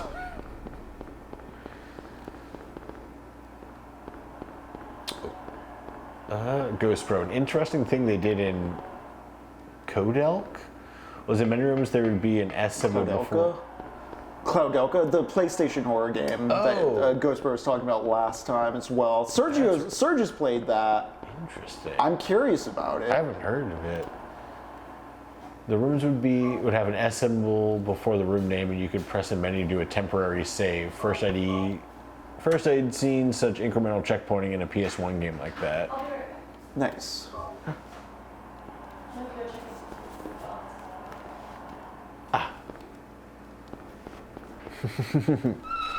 She wants snacks, but there's no snacks where the snacks should be. Got the key, time to unlock and go back. And I got those dead ends. Whoop. Barney, look at you laying on top of your little... I think turning off the flashlight, yeah, you know what? That might be good for these, oh wait, shit. It is a dark environment for sure. Also carrying them out. I think it throws off those frog things more than... Oh yeah, and those guys are assholes. Yeah, ow, I just ran into a wall, oh god. Like, sir, please stop touching The me. walls are closing in on daddy, kitten. Yeah. Not now, kitten, the walls are now, closing in on daddy. Okay, I'm just gonna shoot some guys. I've decided, like all Americans... Yeah, we're gonna take care of this the only way we know how. Yeah, violence is the undergirding oil of a healthy society. We live in the suburbs, and Without therefore another violence. to oppose, how would I know myself, and how would I test myself in righteous battle? That's truly. Everyone knows one's true self-worth can only be seen through the That eyes sense of like others. emptiness and like yearning for ritual is both an observation, I think, that very accurately describes like postmodern religion, like megachurch religions, and also because this is something talking about Babyland and the upset over the D&D redesign. These things hurt you pretty heavily. Sort of bullets. There's like certain strains of reactionary D&D fan and D&D creator, honestly, I think Robert Kuntz was one of them, talking about how this redesign strips like D&D of like its sacred and mythological earnestness and sincerity, and is like cultural Marxism and postmodern destruction of the spirit of Dungeons and Dragons. It's like, no, dude, it's a board game. Like, Dungeons and Dragons is the most responsible for reducing fantastical metaphor into spreadsheets and math. That is like, far more of a corrupt, postmodern, cultural Marxist adaptation of mythology than anyone making Dungeons and Dragons like pastel colored. Babyland wasn't ready for secular society. Yeah, Babyland was not ready for secular society. Can't handle it. It's a lot going on. Yeah. Okay, I'm gonna turn the light on for my map, but so I turn, where did I run straight? Oh, wait. I run straight to this ladder and go to the next area, and then there's guys. We don't change D&D at Babyland, okay? It's always hard and cool, just like you remember it. That's such a thing too. Like, you can go back to the old versions of D&D. You can play other tabletop games. Like, aside There's from so all many this too, tabletop there's been such a huge departure from D&D in like a lot of the gaming community, because like even beyond like any sort of like culture war, perceived like wokeness versus anti-wokeness stuff. I remember watching a really good video essay once breaking down how in D&D the mechanics are tilted away from magic builds in ways that just make it like the game's just not fun for certain build types, because like sword and ward's so heavily favored, or like the growth rate for certain classes, like it's not well balanced or well considered in certain ways, and like even if they like try to do new things in the system, like you're better off just like there's other like indie board games and big rule sets you can play to accommodate shit with, like you still roll dice, it's just you're not playing like official. It may not be like corporately labeled Dungeons and Dragons. Yeah, but like you can do anything. You're like literally it's playing tabletop make-believe. gaming, dude. It's make believe. Like yeah, It's even if you're literally playing just make-believe. even if you don't leave Dungeons and Dragons, like just house rules things. Right? It's like, dude, you're just doing math with your friends. Like, like, Come on, yeah. shut up. Okay. Yeah, there's so many third-party D&D like systems, and many of them are free. Right. Yeah, dude. Like, we had friends who made their own, like, fully, like. Again, I remember game. like right at the end of high school, 3.5 turned to 4, and people didn't like 4th edition rules, so their house ruling stuff. My DM friend like straight up switched to like some independent sci-fi system. We were setting up a Star Wars thing that never really took off because it was at a time when like it was post high school, everybody's schedules were rocky, yada yada. But like what I'm Yeah. saying is like again, board game geeks and like fans and hobbyists will like. If you're cool, not you'll forced, find a yeah, way. you're not forced to play one style. Like There's people who don't even use like boards. Like I've been in groups where it's all imagination. It's not even like whiteboard and grid. It's just like conversation and dice rolls. That's exactly what I was going to say. I think a lot of them, whenever I was younger, was that, and like you don't even have to super like buy all the figurines and boards and accessory pieces if you just have the core rules and some dice and some paper. Like I remember as a teenager in high school, we all just like pirated the PDFs and stuff to get into it. Like I had my friend who was a DM, he had like an uncle who had like the older books and he had books, but like for sake of ease and distribution, you know, the internet was wonderful for that kind of thing. Yep. But it had the cool artwork, not the right. It had the straight artwork with realistic looking unicorns and wizards casting spells. God, this game isn't for me. Come on down to Babyland. I don't want to play a girl game. Game like this game's for my sister. Why would I play a game with a lady? I just didn't understand, like when we were in grade school, we were playing boys versus girls, that some people would make it their entire personality, and we're like, no, actually, like. No, girls actually do have cooties, Jacob. Yeah, girls have cooties. Except my wife. My wife is the only woman without cooties. Yep. You know it. That's how it goes. But also, I don't see her as a full person. She's my wife. That's property, buddy. Yeah. Buddy, that's my property. Buddy, I don't even see people as human. Brother, I don't own land because my boss owns fucking everything, but legally she can't leave me. I prefer to look at a woman's ass instead of a guy's is also a statement that trips me out. Man, I have heard that statement a lot as well. Yeah. Like referring to video games and things.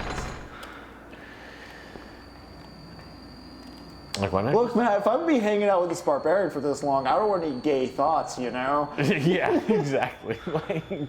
Oh, there's some creepy sounds going on. Oh, it's stuff hunting me. I thought I saw stuff I had a dropping family down member that this was like a big point on discussion about what character their significant other was playing because they'd be staring at them the whole time. A sewer exit key in the water. Take it? Yeah, sure. Oh yeah, okay. Good thing I could turn during the cutscene. That was nice. Oh, that wasn't nice though. Oh, my heart's beating. They've never seen Snake's ass in Metal Gear Solid 5. It's true. They put a sensor bar over it. I haven't seen Snake's ass in Metal Gear Solid 5. I have not played Metal Gear Solid 5. I have, but I saw Raiden's ass in Metal Gear Solid 2. I have Metal Gear Solid 5 on the backlog, but I mean, honestly, I'm like, I want to play Metal Gear Solid 5, but I also want to replay the first 4 since it's been a moment, and I love them. And Man. that just seems like a huge time since, like, I'm like, oh shit, that's scary. I don't know. That's probably just sound design, but I mean, again, this game loves doing that. Oh, more dudes. Is this the locked door from before? Yep, let's just get out of here. Let's not mess with those creatures. Let's deliver Harry safely to the resort area. Oh, hey. Hey. Finish saving. Metal Gear Solid would draw people in. Captain Quasar. It's not... I don't want to over-promise, under-deliver or anything, but there is a Kojima game I do plan on playing very soon. I'll say that much. Maybe once the Spirit season has passed. Where we no longer feel spiritful. But a Ghost Bro has been very nice to have. It's been very nice to have a Ghost Bro with us here to guide us through the HAUNTEMBER, as it were. That's true.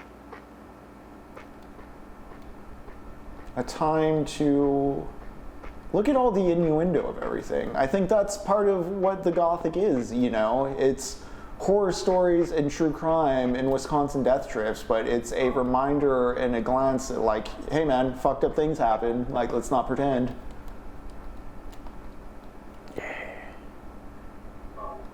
Rifle shells. I've been critical of David Foster Wallace being anti-irony in the past, and this is exactly kind of why.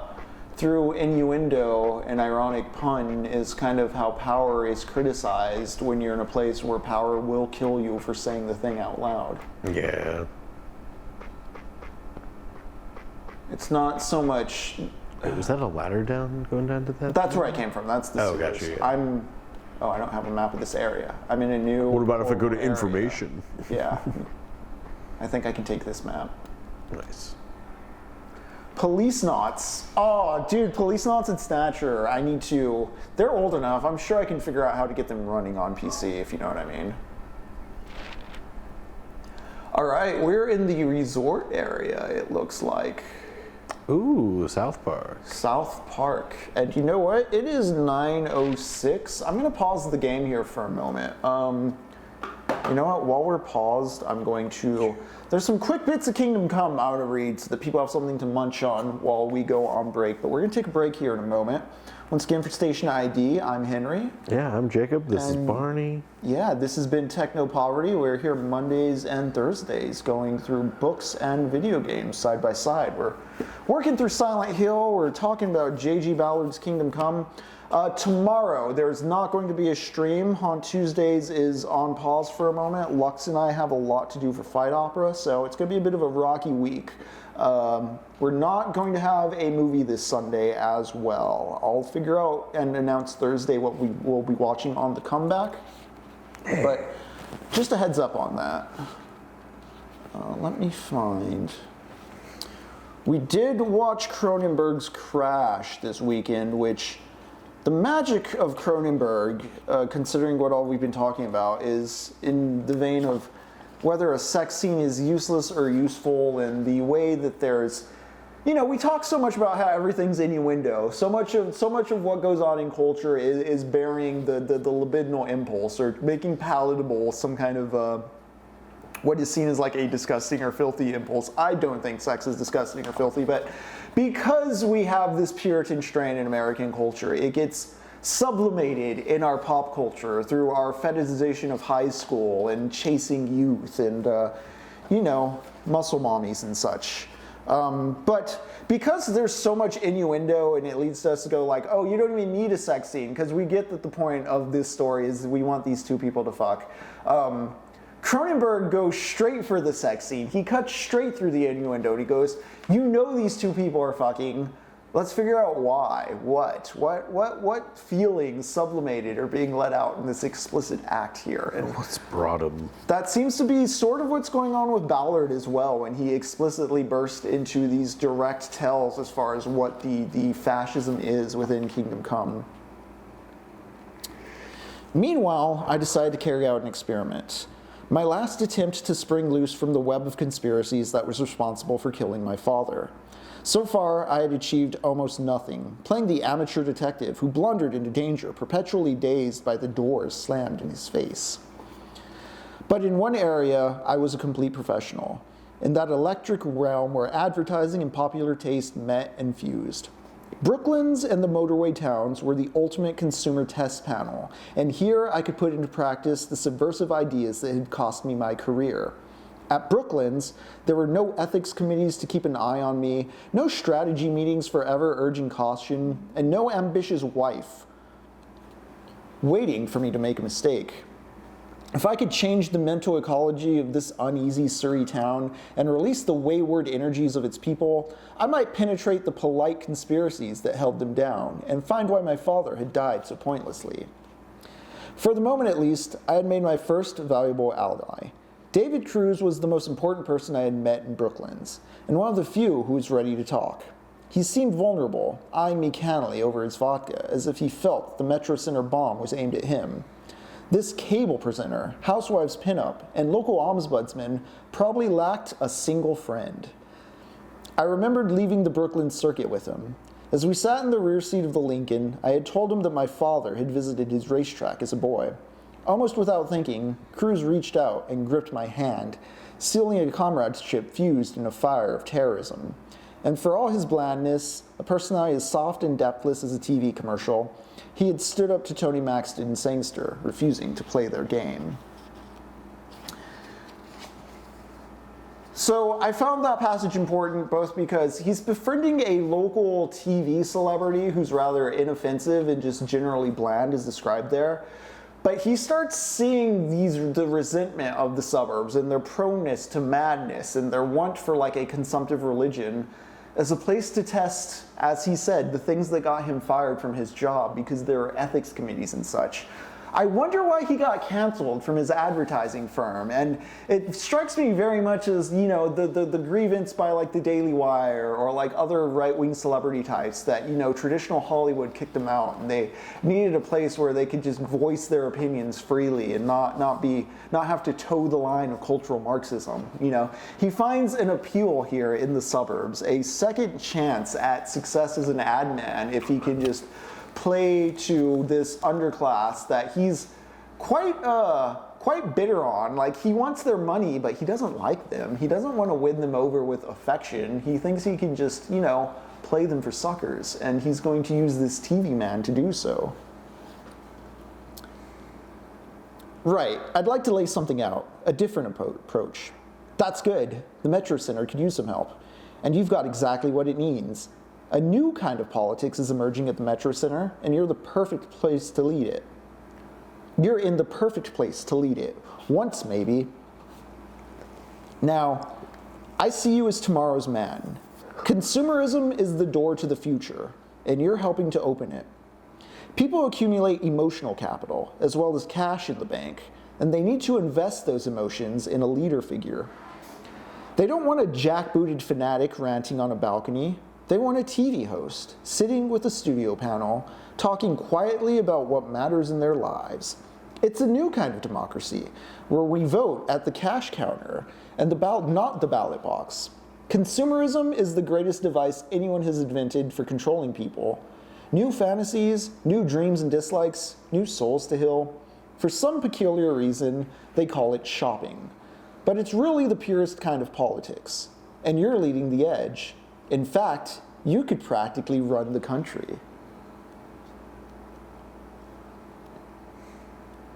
Interesting that there's this celebrity primed to want one more shot at glory, even if they're not really caring what's being said.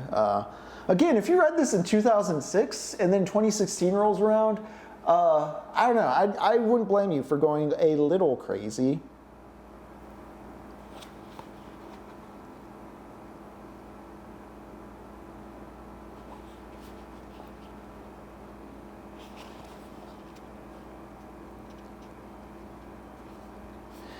To his credit, Cruz had done a superb job justifying all my hopes for him.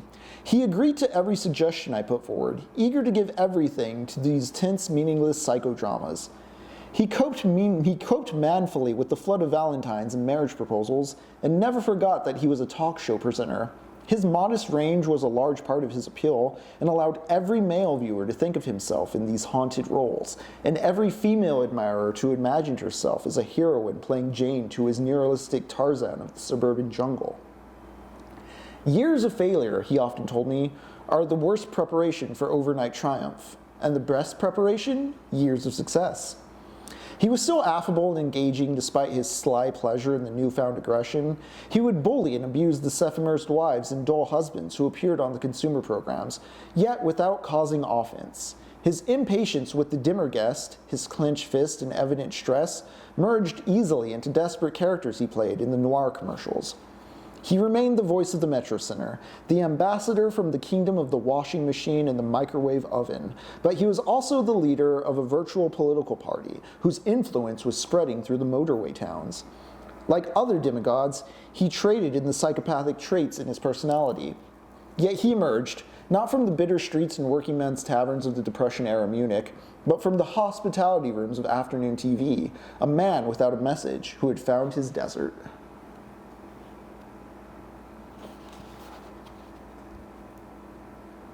At the same time, everyone knew who the real enemy was. Subversive elements in local government offices, the county establishment, the church, and the old middle classes with their jodhpurs and dinner parties, their private schools and alternative snobberies. I sympathized with the marching supporters and was ready to back them in any confrontation. They had seized the initiative and were defining a new political order based on energy and emotion. They had re-dramatized their lives, marching proudly in step with military enthusiasm of a people going to war, while staying faithful to the Pacific dream of their patios and barbecues. All this might be part of a huge marketing strategy, but I felt revived by the strutting swagger, the discipline, and the rude health. There was a hint of arrogance that could be dangerous after dark, but a dash of Tabasco spiced up the dullest dish. My father would have approved. Daddy, Daddy, do you love me now?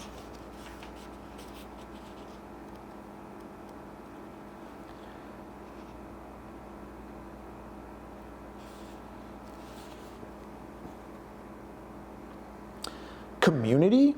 Angela, that's a word I hate. It's the kind of word used by snobby, upper-class folk who want to put ordinary people in their place. Community means living in a little box, driving a little car, going on little holidays. It means obeying the rules that they tell you to obey. Sheila, don't you agree? Frankly, the hell with you. Go back to your little box and polish your little dinette. Community? I know what an Asian community is. I know what a Muslim community is. We all know, don't we? I hate community. For me, the only real community is the one we built here at the Metro Center. That's what I believe in. The sports teams, the supporters clubs, the gold card loyalty nights. Just shut up. I want to say something that's going to shock you. Ready? When I leave here and I go home, how do I feel? Betty, I'll tell you. I feel lonely. Maybe I drink too much and I feel too sorry for myself. I miss you girls, Sheila, Angela, Doreen, and everyone watching. I miss your mad questions and your crazy, beautiful dreams. I have these odd ideas.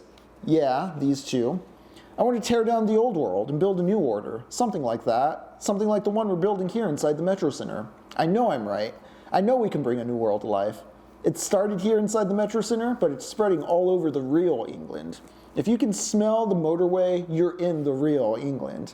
You can feel it, can't you, Kathy? Deep inside you? No, not there, Sheila. Come on, see me later and we'll find it. Yes, I'm lonely. I don't sleep well. Pardon me, frankly. It is a little bit bonkers. But I'm right. I've seen the future, and I believe. I want to do things even I can't mention. I need you all. I need you all here. The peroration wound to its climax. As the key camera closed in on Cruz's haggardly handsome face, the producer made his wind-up signal, the housewife sank back, looking stunned, and Cruz disconnected the microphone and dashed for his dressing room. Within seconds, phone calls, emails, and text messages would arrive from viewers desperate to help Cruz assuage his demons. There would be invitations to barbecues, honorary memberships of sports clubs, heartfelt please, please calls. More recruits would pour in, drawn towards the Metro Center. This was a political movement, but one without any supporting bureaucracy of policemen or jobs worth. The will to power came from the bottom up, from the thousands of checkouts and consumer aisles. The promises were visible and within arm's reach of displays of merchandise. Cruz's obsessions and sexual hang-ups were the compass dance of a demented king bee, guiding the hive to a destination it had already chosen. His chat show act, based on scripts I tailored around him, might be a performance, but it validated the hunger and the restlessness of the audience. The housewives mailing their photographs to him were performing rituals of ascent, expressing their longing for a faith beyond politics. We need the crystal mommy movement meaning. We need that belief in something beyond the material. I mean, with or without the direct texture of religion, it seems to point towards a want for there to be like a rationale to all our feelings, you know? That's the human condition and why we have the arts to explore this shit and why suffocating or neglecting a study of or interest in the arts can kind of drive you crazy. I don't know, at least that's what I think, Jacob. I don't know how you feel. Nah, that's wild. I feel like everything. Completely wild. Yeah. All right. Insane. No. Don't think about things, folks. Go on break, stretch your skeleton, refresh your beverages, smoke them if you got them. This is Technopoverty. We'll be right back. Gonna put on some sweatpants. What I'm gonna do. And welcome back to Technopoverty. We're going to resume Silent Hill. We're in it. In the scary, we're in like the tourist area, right? Yeah.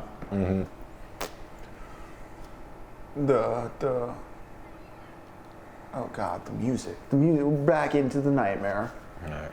I think I want to go to the bar or the burger place, or I want to get out of the nightmare world. Let's see. Just real quick, I do want to pat ourselves on the back. I really like the marquees. Every time we see the little marquee things. Yeah, I as well. It's a fun little gimmick. I enjoy having the bumpers. It's such a fun time. That's why we do them. Yeah, it's a great time. It's a great fun time. But good on us. Keep them going.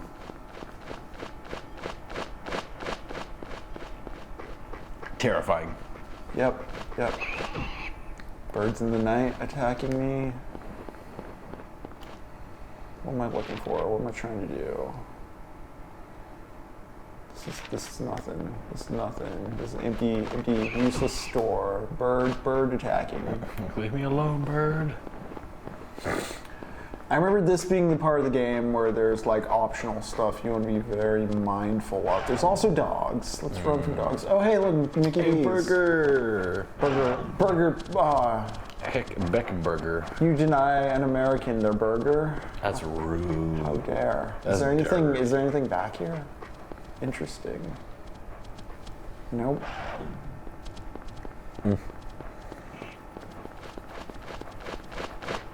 Bubger. We love Bubger. Love Bubber. Bubber? What did a Ghost Bro say? There was something insightful about Cronenberg right before we went to chat. Ghost Bro. One thing Cronenberg gets into with Crash and Shivers that I appreciate is not horror from the shame of sex acts, but how desire for pleasure turns to compulsion, dealing with it, with how it's a force that overpowers reason. Right. It's not about the love quest or the sex quest. Oh shit. It's like, what is causing them to go after it? Like, why that in the first place? It is the infection. Or not, again, not the shame of it, but yeah, just it as an impulse and what that leads to or what that consequates. Oh, fuck. Yeah, I wonder what that would do to a president. Yeah. I mean, Crimes of the Future is this as well, with the body as art and like exploited canvas, or the body as canvas for art. Is it art or is it abuse? Yeah. Crimes of the Future is real good. I'm stuck in this parking lot. I'm so terrified. Where do I go? It was a lot calmer than I thought it was going to be. Yeah. The way people were talking about it at Kansas was like, whoa, this movie's going to be crazy. And it's like, I mean, it's a Cronenberg movie. Well, that's the thing too. I think people think of like 2 or 3 key gory scenes in like The Fly and like Scanners and Videodrome, and they don't actually know. Like they don't know Cronenberg's deal. Yeah. Ooh, excuse me. He's a lot more patient and quieter than that. That's something I always have to readjust my expectations for when I throw in a Cronenberg flick. It's like I always just like, oh yeah, this is gonna be slower than I was anticipating, and not in a bad way. It's like he literally has a stiltedness. He's trying to really, like kind of isolation chamber you almost. Like you're kind of really soaking in his landscapes. He uses a lot of those wide masters in the same way like. I think of like David Lynch's Blue Velvet as another really good case of this, although with Cronenberg, I don't know, Lynch usually punctuates it with exclamation points or irony, whereas Cronenberg keeps the sentence going, is the metaphor my brain wants to run with. Chat, does that make sense? Any Cronenberg heads out there? Because we did also watch Cronenberg's Naked Lunch a few months back. A very good adaptation of a very incomprehensible, intentionally so story, like the incomprehensibility being part of the point. Oh shit, oh shit, oh shit. Yeah, Harry. Very deliberate pacing, yeah. Also, just Kirsten Stewart in Crimes of the Future. Such a little freak. I love her. Are you okay? Oh my god, yeah. Yeah, I guess. Making Viggo Mortensen crawl in his skin. You're just like, damn, dude, you want it bad. I'm so fucked up. So I how'd thought it he said go? he was a gooner Find there. your way out? Thank you, Internet. Not yet. How about you? Zip. But it's too soon to give up. It was a fun one. I haven't It's seen crazy Infinity this can't Pool go on either. forever. I've only seen Possessor as far as Brandon Cronenberg Military goes. rescue squad should Oh be here man, any Possessor time. was so cool. I did like Possessor. If they come through the town, we're home free. I liked it because they had that one actor from the show Girls, and I hadn't really seen him in much else. I better But get man, going. was that a good switch up. This isn't the time to stand around flapping our gums. I'm a little worried if I rewatch You Possessor, I will won't call like a it as much lesson. because it feels like it was hinging on its plot twist, but I did like it.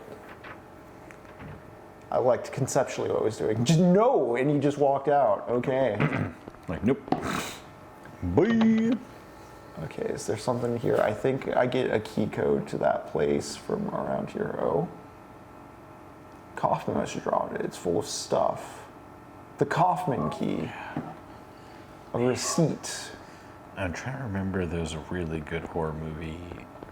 What is up with this Kaufman character? He's always so dodgy and mean. Did I just shoot a child who was attacking him because he was impure of heart? Am I the monster? Health drinks. Health drinks. No, I don't think that's going on. But why am I seeing weird things? Oh, hey, a save point. Cool, cool, cool, cool. Is there other stuff at all? I think I got everything. Let's investigate. Let us investigate what we just picked up. The 3's written on the tag. Have been dropped by Kaufman. Look. I think that's to one of the hotel rooms over by the burger place. General store, thought to have been dropped by Kaufman. Look at it. 0473. I think that's the chick. Can you take a photo of that just so I don't have to go through all those menus? You got it. Like, the substance is. What's the Herbert West Reanimator director guy's name? I always forget his name. Robot Jocks. Fuck yes. Steve. Robot Jocks. He did what? Castle Freak? Yeah, Castle Society? Freak. Stuart Gordon. Thank you. Stuart Ghost Bro. Gordon. Yes. Stuart Gordon. Yes. Oh, thank God. The substance, a lot of people, you know, be like, oh, it's like a Cronenberg movie. And like, for a few seconds, Cronenberg movies are like The Substance. But The Substance is far more a Stuart Gordon movie than a David Cronenberg movie. Oh, if dude, it's riffing on anyone. 1000%. Yeah. Oh my God, yeah. Yeah. Almost like a Joe Dante movie. Yeah, yeah, yeah. Like, oh man, I love The Substance. I did love The Substance. So many reasons. I think, so this is funny because I recently said something about Babylon in Babyland and it made a ruckus because I like the movie Babylon.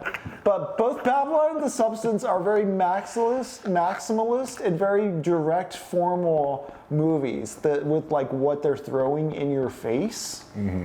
Literally like shit and emulsion and mucus and fluids and the decomposition of everything in both movies' cases. Like the entertainment industry as an intestine. I mean, shit, now that I'm thinking about it, yeah, both movies do paint like the entertainment industry as an intestinal tract that you're churned through. Yeah, just slowly more and more. You know, Babylon a bit funner than The Substance, but both are having a lot of fun with sound design, I'll say. Oh God, yeah. Okay, I need those numbers fast because there's gonna be dogs chomping at my ass. You got it. So yeah, I like both those movies, and I think they're both doing things really intentionally, stupidly in your face, is what I'm trying to say.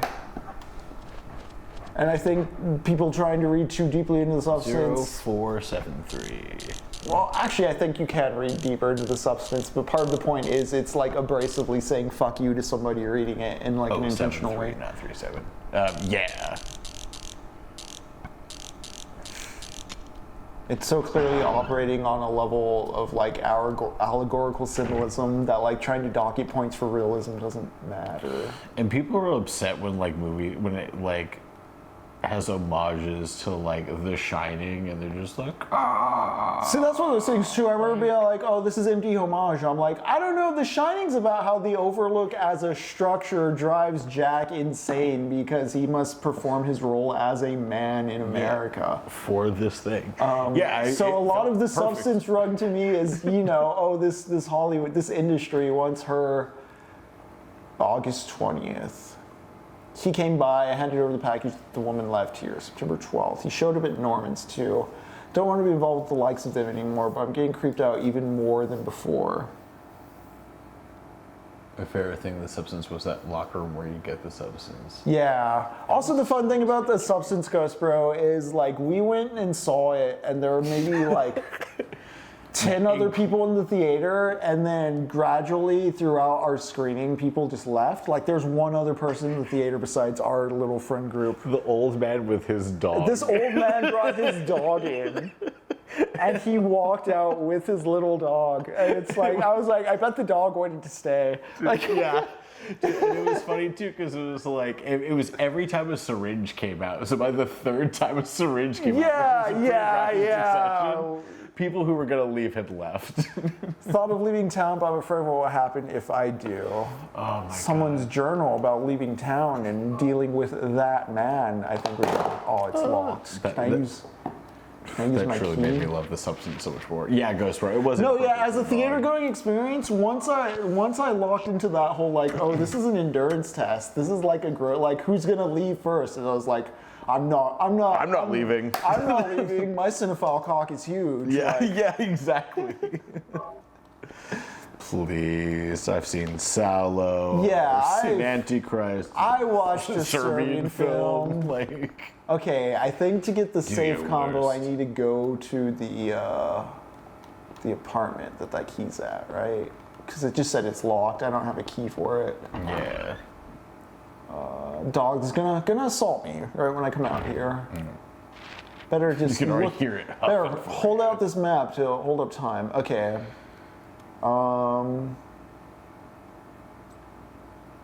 Annie's bar. I went to Annie's bar. That's where I got the key. Who's sleepy puppy Barney? Oh, that's an inn down there. I was like, what's the it looks like the motel Berkeley Inn, whatever. Let's go south of here. Let's get away from these hopping ache people. But yeah, Cronenberg's deliberately like stripping back the innuendo in a way that like adds new layers of interpretive meaning to the sexual acts. It's not all puns that play in service to saying like sex is this or that. It's sex in service of like humanity is this or that, or this is what I find interesting with people. Yeah. Locked. Is this looks like the inn. Yeah, Ghost Bro, Barney loved the substance. Mostly because she thought she was going to get snacks. Is gin. Oh, that's 2. Is this 3? Where's that 1? Maybe that's 1. Maybe this one's 3. Yeah, there's 3. Got Kaufman's key.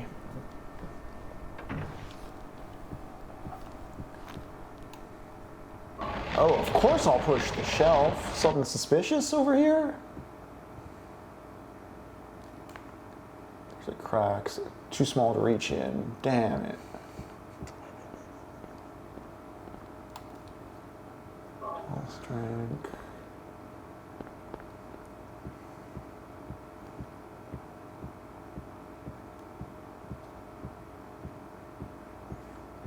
Wait, how do I reach into that crack though?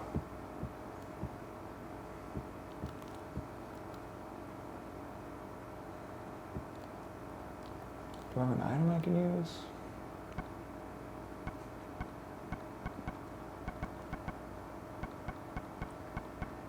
Jacob, how do I reach into the crack? Oops. Move the thing. I was like, do you have any tongs? I don't have tongs. Fuck. But okay, so there's the locked tongs. safe. I don't know what's up with that.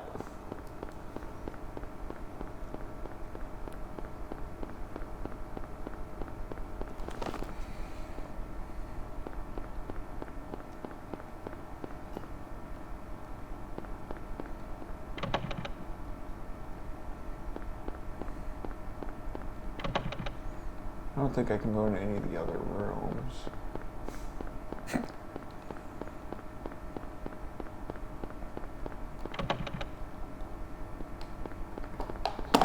Is there any way to go in the garage? Oh man, you terrify me.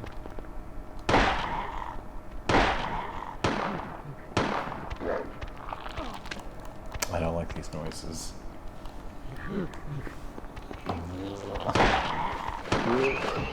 Oh, there's just a lot of stuff. Okay. You guys stop it.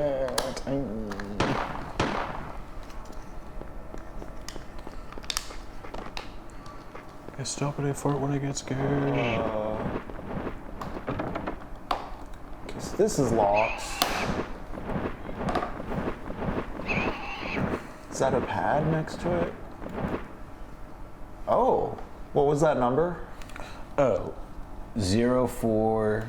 73? Oh yeah, 73 I think. I think I might be right. 0473. 73, yeah.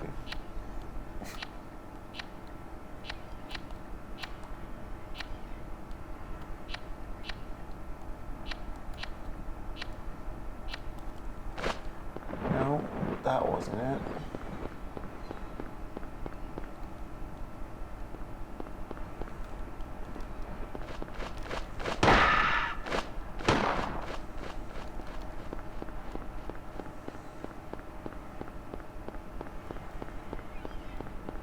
I'm scared I missed the rifle, now that I think about it. I've been picking up rifle shells.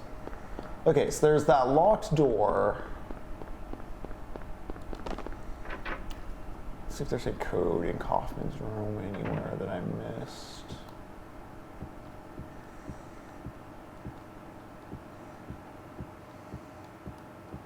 I'm sure that key's probably to his safe.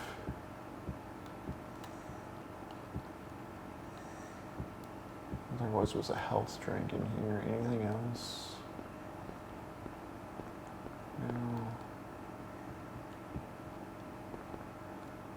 Nobody inside. I last saved at the bar if I die, because I'm feeling my heart thumping.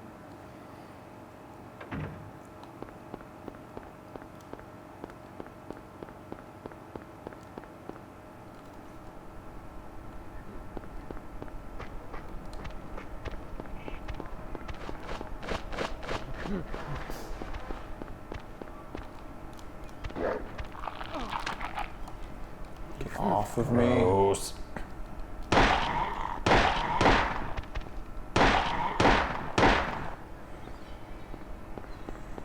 Again, run back up to that gas station.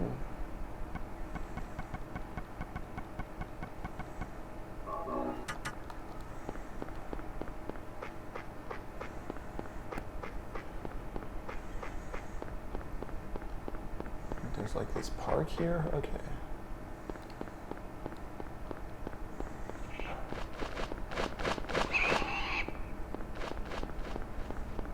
Wow.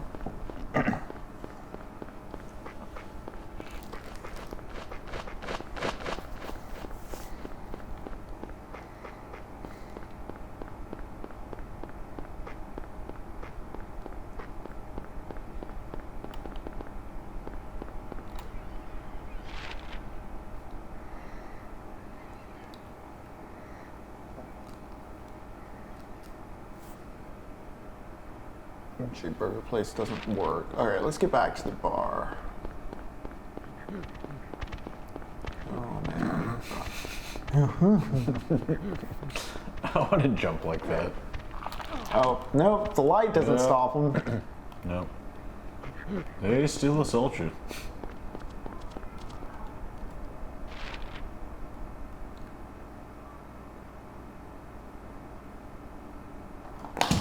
Damn. Yeah, anything else at Indian Runner? I'm like, Craig Street. These strings, so tension. Alright, did I miss anything in here? Any secret codes?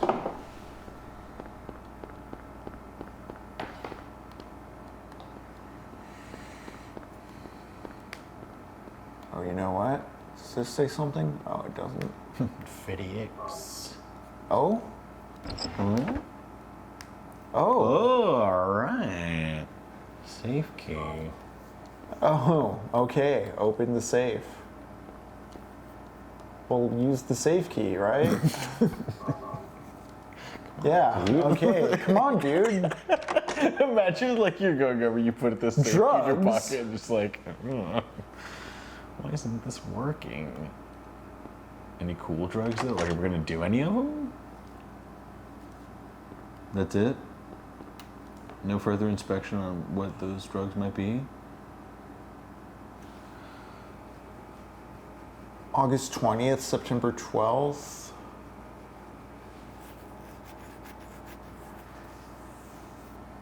Note those down. August 20th, September 12th. 8:20, 10:12. Yeah. In case that's a code. Noted. Saved in there. Saved in chat. So figure out the mystery safe. Oh lord. Oh my. Oh my Lanta.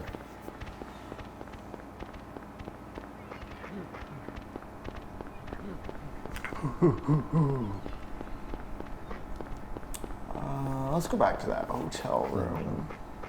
Figure out that key in the floor. Maybe I can axe it open. Chop it up. Chop it up. Chop it up with an axe. That's how I get in places I can't get into. Here's Johnny.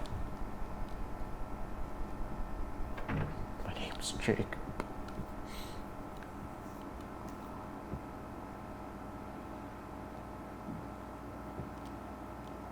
If I busted with an axe, huh? What if that, huh? Can you like move that thing over?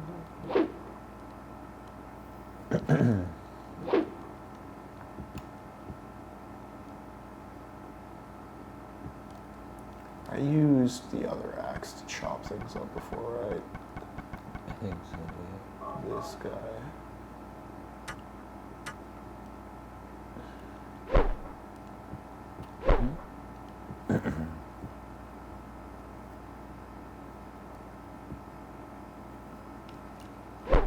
Okay, so I can't crack it open, I guess.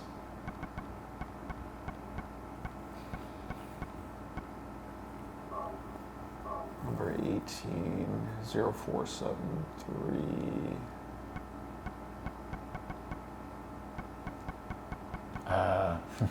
Gonna need to find string, paperclip, and a piece of chewing gum. There is a puzzle like that in Silent 2, yeah. All right, let me just look over this room one more time, and then I'm gonna try to figure out what's up with the keypad.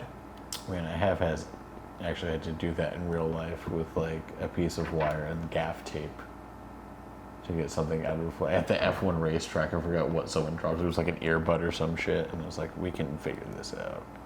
I just need a piece of string, some tape. We'll get you right back up and running.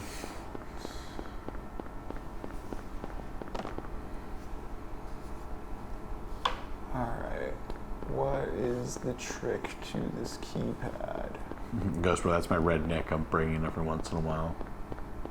Just MacGyvered it. Yeah, every once in a man, it's my dad was really good at that kind of stuff.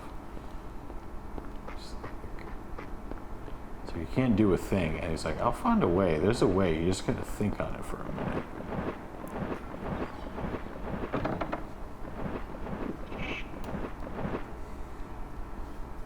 What was it? 820, 10, 12.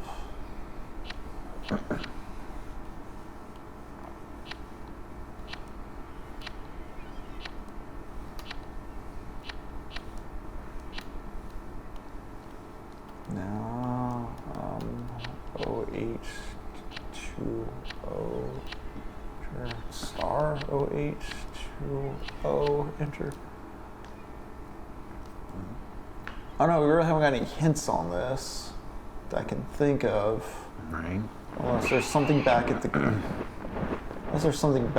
gas station.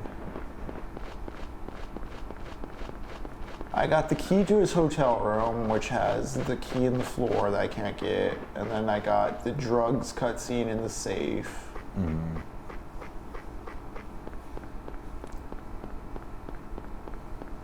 I think maybe if I go back to the Annie's bar, there might be a hotel around there.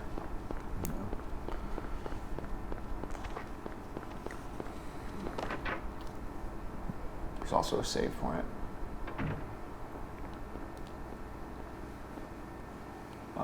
Let me know if you see any numbers or have any thoughts on numbers. Yeah.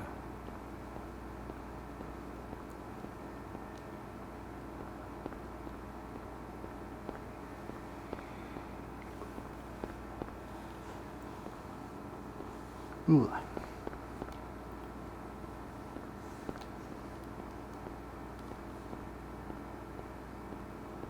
I thought it said the fuck tour.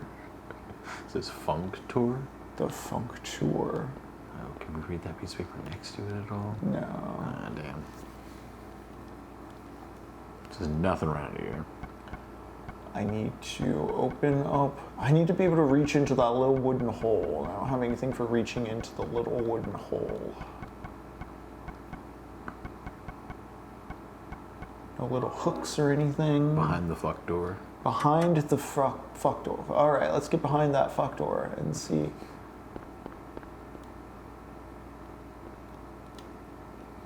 Buzz fizz. Always need the buzz fizz. We at the pool hall. Buddy, we at the pool hall. Okay. We in the Salad Hill. We at the Salad Hill pool hall. Brother, it's scary. Brother, I am terrified. Utterly terrified. I think those monsters are assaulting me. There's no memo. Interesting. Status, equipment, command, map, exit. You're just like, you're gonna want to hang on with it. No memo in the options.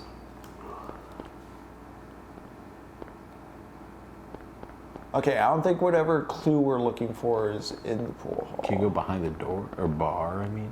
I don't think I can. I didn't see any. I've got you. The little door is locked, so yeah. I'm dumb. What a horrible bar construction. I think that's a fire hazard, isn't it? Oh, absolutely. You need a path of egress. At least in this country. Bro, stop doing that. Get away from me, Jeffrey. I will axe you, Jeffrey. Jeffrey, stop.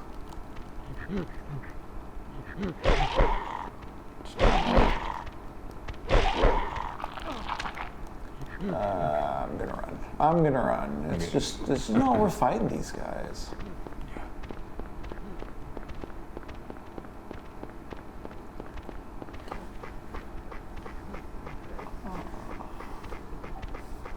Nothing at the gas station.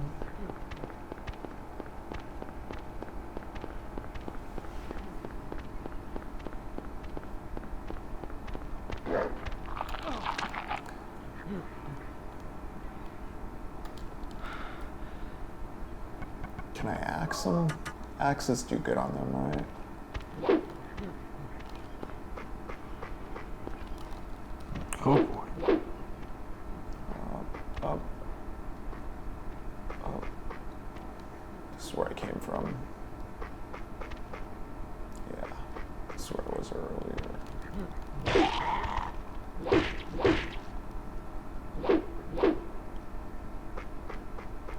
Okay.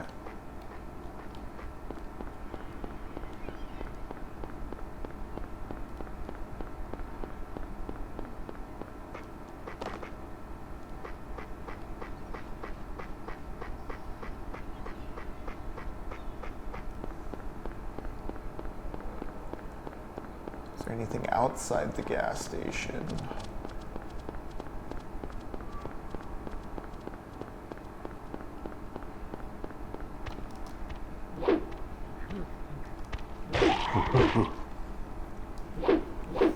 Sir, stop it.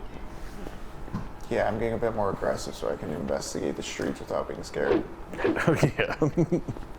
I'm taking the fight back. It's just so funny, like how like old the graphics are, but like the sound design and everything is still like it's. And the way it still gets controls, you. it's like slow motion death coming for you. Yes. Yeah. Ooh. Very like Dawn of the Dead or Night of the Living Nothing Dead. over here, nothing over here.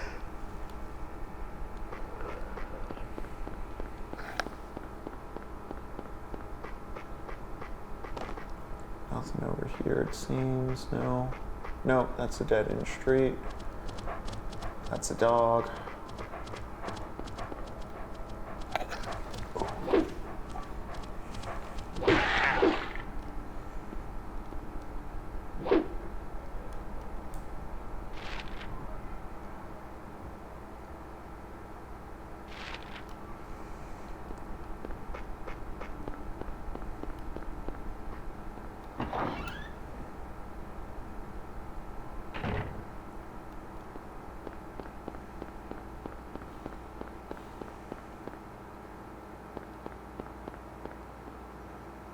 Found the cocaine, or the white Claudia.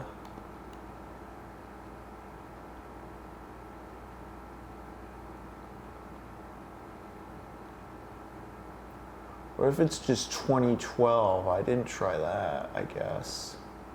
Although it wouldn't make sense. Yeah, just the white Claudia drugs. Oh. 332. Boom.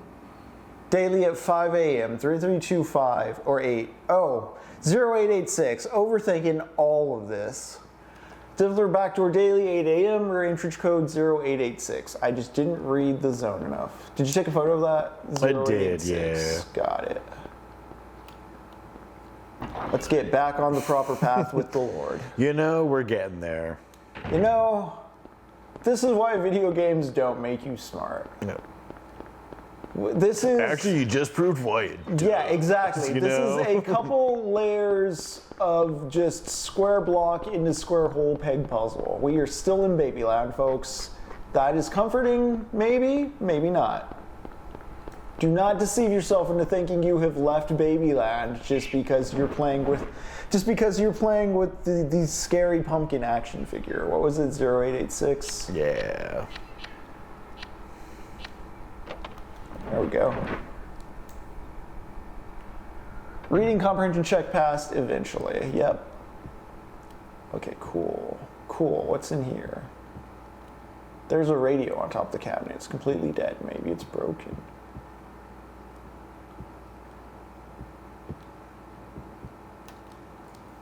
Newspaper. It's the same date as the one in the hospital. Investigation stalled. PTV dealer still at large. Suspicious deaths continue. Like the anti-drug mayor, a narcotics officer dies of a sudden heart failure of unknown origin. Fentanyl. They're dealing fent. It's fentanyl. Don't get any fenton. Don't get any fent on your hair, you'll die instantly. Don't do it. So Silent Hill has a drug problem. A magnet? Oh, I wonder what I use that for. Oh, I should go back.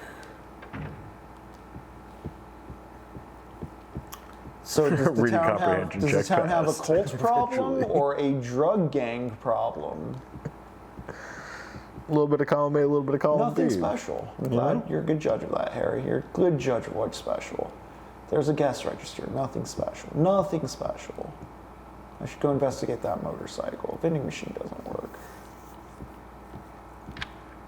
Unlocked, but I don't want to go out there yet.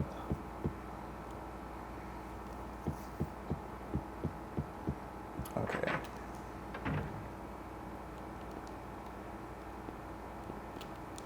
An old motorcycle. Looks like it's been sitting here for years. That's weird. The dust wiped away from just around the gas tank cap.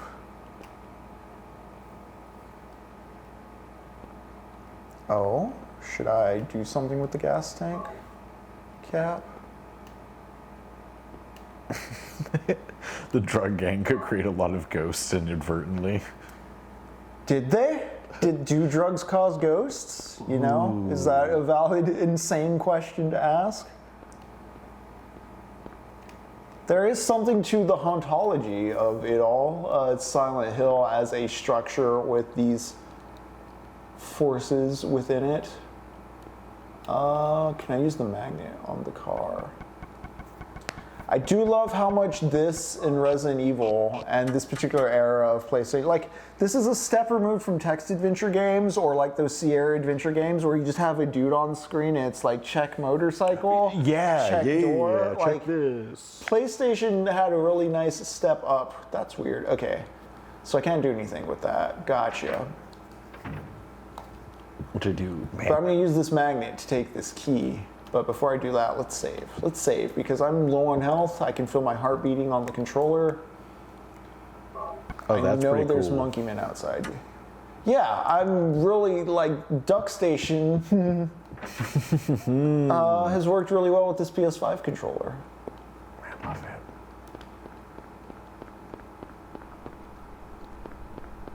Yeah, I complained about the PS5 controllers with the price, but you know what? They're really nice controllers. I also have this little dongle that makes me easy to plug the PlayStation 5 in via USB, and it just reads it as an Xbox controller. And a lot of games like have like default, like Windows has a default Xbox. So yeah.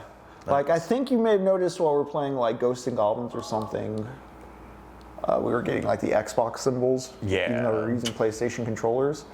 Got the motorcycle key. Let's forget this whole search with my daughter and ride this hog out of town.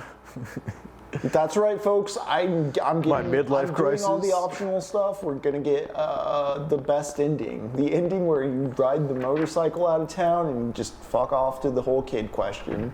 You know what? Much like my true midlife crisis, You know I will what? abandon my child in pursuit of a sick-ass motorcycle Hell ride. yeah, my dude. I'll be my idea of a Hell's Angel. Motorcycle gang, drugs. Please. Yeah, let's fire up this hog, right? That's right, we're way too cool. We're gonna be the bro. coolest dudes in Silent Hill. The baddest dudes in Revere. The coolest guys.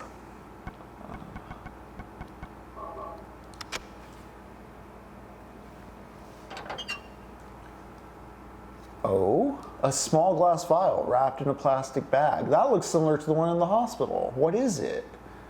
It's like the busted vial. Oh, in the director's office. Yeah. Wait, Kaufman was in the hospital when that happened.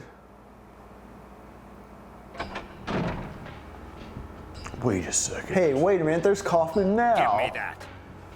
Fuck What off, is bro. this? I found it. That's none of your business. None of your business. Straight Instead to of just messing with that, how about standing. coming up with a way to get out of It's here? very action figures. Yeah. You shouldn't be hanging around here goofing off. Yeah. Yeah, no What do you goofing think off. you're doing? You don't goof off in Want to get Babyland. yourself killed? Get out of here. Okay, take it easy. Unless you want to die, keep your mind on it. Jesus, dude. Okay. Got it?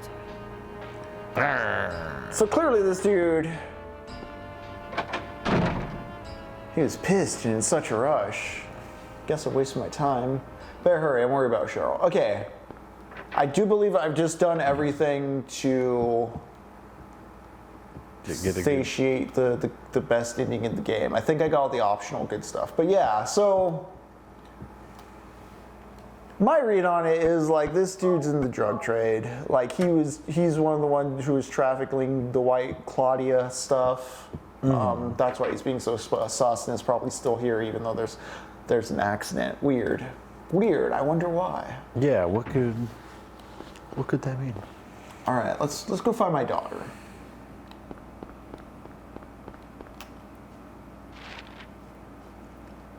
I That's right, Ghost Bro. believe. He's not the boss of us.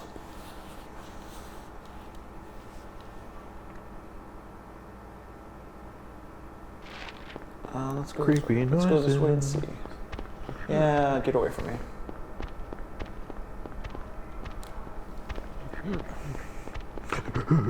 Oh God. Oh Bro, God. stop I thought chasing Serpentine me. would help.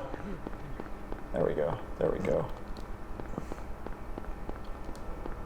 It's like, wait, I was going to assault you though.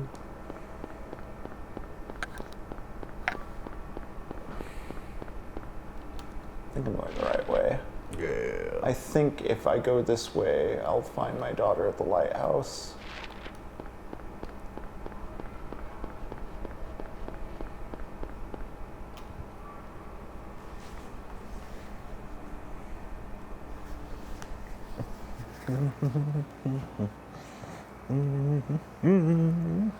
That's right, Barney. You just keep sleeping right there. Oh no. What's this? Oh. Oh. What is happening? Oh, this time it feels different.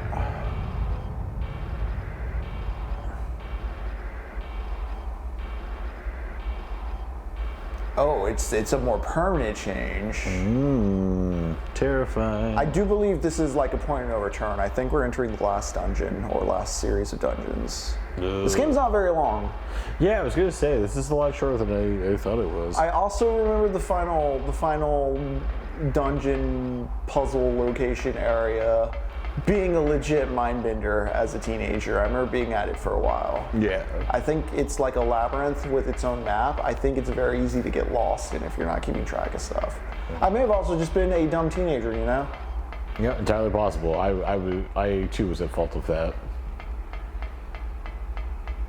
A lot of dumb decisions, but you know what? Oh, can I go over here? Nope. Nope.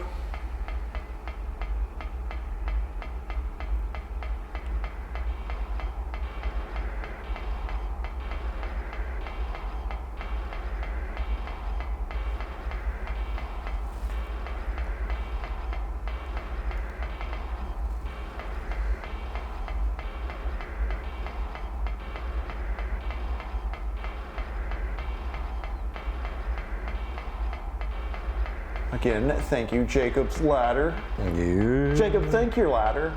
Yeah, anytime, man. Pretty great ladder. Contributed to a lot of the imagery you see here. Again, Francis Bacon as well. Yeah, man, his paintings are trippy. Oh, here's Lakeside Amusement Park.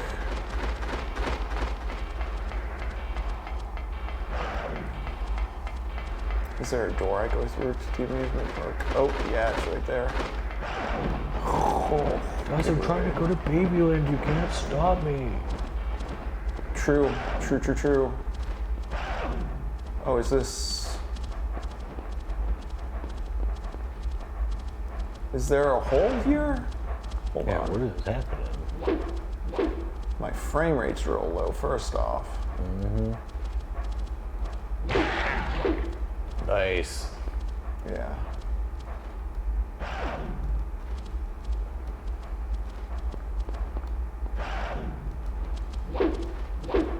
Oh, it's behind me.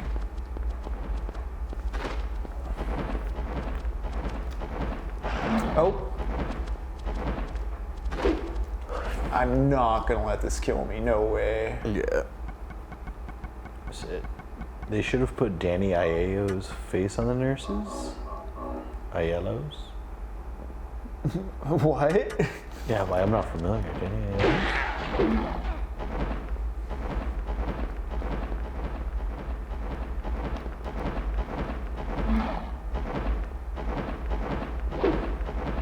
Oh Lord.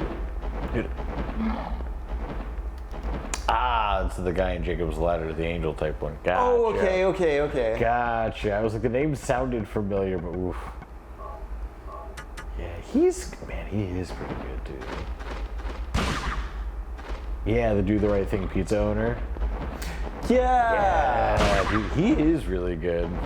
The neck snap. Oh, that stuck with me. Oof. Yep. Okay, is there just... What am I doing here?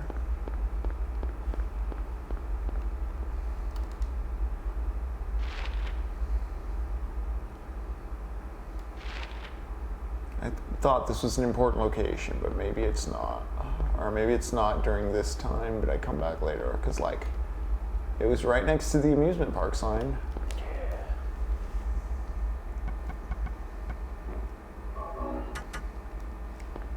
Alright, kind of going through these health drinks a little fast. Okay, so maybe just not yet. Is there like something over here?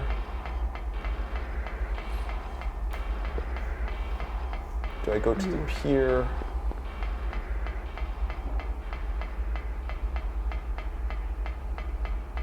Maybe. Looks like this is a viable path. Oh god. Oh lord, monsters. You know they're there, it's still scary. Yep. Same deal. Oh my god. I'm gonna get on by.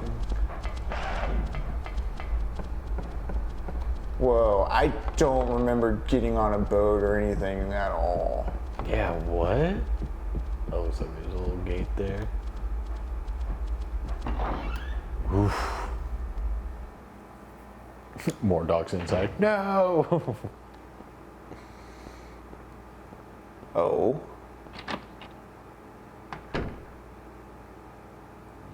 Sybil, Oh, hey. Harry, Alright. how did you get back here? I'm taking a boat out. I followed the sewer. Were you the one who cut the fence? Yeah. I'm glad you made it. I was worried about you. You were worried. Where did you disappear to? Never mind. I want to know what's going on here. What is with this town? You and me both, sister. Yeah. This may sound really off the wall, but listen to me. You've got to believe me. I haven't gone crazy. I'm not fooling around. I ain't fooling around, Missy. At first, I thought I was losing my Listen mind. here, Jack. But now I Cracker know I'm Jack. not. Cracker Jack, Popcorn man. is a real tough It's not guy. me. I loved Cracker Jacks as a kid. It's being invaded by the other world. Shit. Okay. The other world. Someone's nightmarish delusions. Someone's come to life. nightmare. All right. Yeah, whose Whose My nightmare little is this? invasion is spreading. who's Trying to dreaming of swallow my everything in daughter? darkness. Who had trouble at I'm school? finally beginning to understand what that Why lady was would they be talking scared of school? Why were hospitals a place of abuse and trauma for them? Yeah, why? I don't get it. He's like, they're at my don't old understand it school all and myself. my things. I guess I can't explain it. Well, what's making this happen? I don't know that either. We don't know yet, folks. We do not know. Cheryl is there. But my daughter has something to do with it all. My daughter will sure. Wonder whoever created this darkness. Cheryl is somewhere and she needs my help. Harry, this whole thing's been a major blow to you. You need to rest. Sybil, The demon is awakening, spreading those wings. Dahlia Gillespie. She just entered to say that? As I said. I see it all now. Yes, everything. Everything. Hungry for sacrifice, the demon will swallow up the land. Guess we better stop that, right? Yeah, we don't want I knew that. this day would come. And what's more, the task is almost finished. Hell yeah, Captain Quasar. That'd be much cooler than like Seal this town boilerplate, to the like abyss, the mark of Samael. politics. She's like a kid who stole her dad's tie. All is lost. The mark of Avril Samael. Even in daytime, darkness will circus? cover Why'd the you have to Wasn't it? go and make things so complicated? dead will walk, and so simple martyrs will beforehand. burn in the fires of hell. You just seem like somebody else. It gets me so Everyone will frustrated. die. So what am Everyone I will supposed die. to do? I've got to save Cheryl. What's that, Aunt Linda? Right? Like, what the fuck? What's she going on about? Your millennial The demon uncle taking that disassociating child's from your boomer aunt at the Thanksgiving Before table your daughter becomes a sacrifice. by mumbling lyrics. Before it is too late. Stop it! Stop it! What do I do? Go to What the do I lighthouse do? on the lake. And Why go would you listen to the this amusement lady? park. Make haste. You are the only hope. Look, Harry. I really don't get what's going on. Yeah, me neither, dude. Yeah, If fucking there's no a one chance does. we can save your daughter, I'm in. I would hope so. You're supposed to be the Check out the cop amusement in the park. situation. You go to the lighthouse. Sybil, thanks. Weirdly sexy walk away. They just had to animate her hip wiggle. They did, Like, they were just even like, as a fucking- PlayStation 1 model. Use what? It's a girl, so she gotta throw some ass. She The walks away. flower Only rose. with that can you stop it. She sauntered away with her hips What about swaying. Sybil?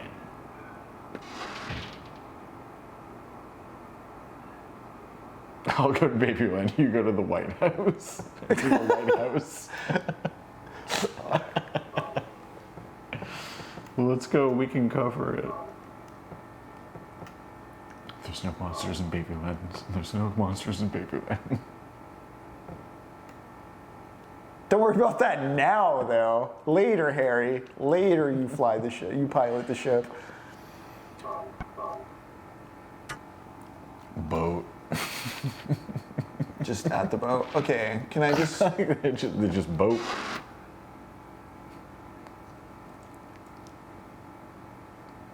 Steamboat Harry. Steamboat Harry.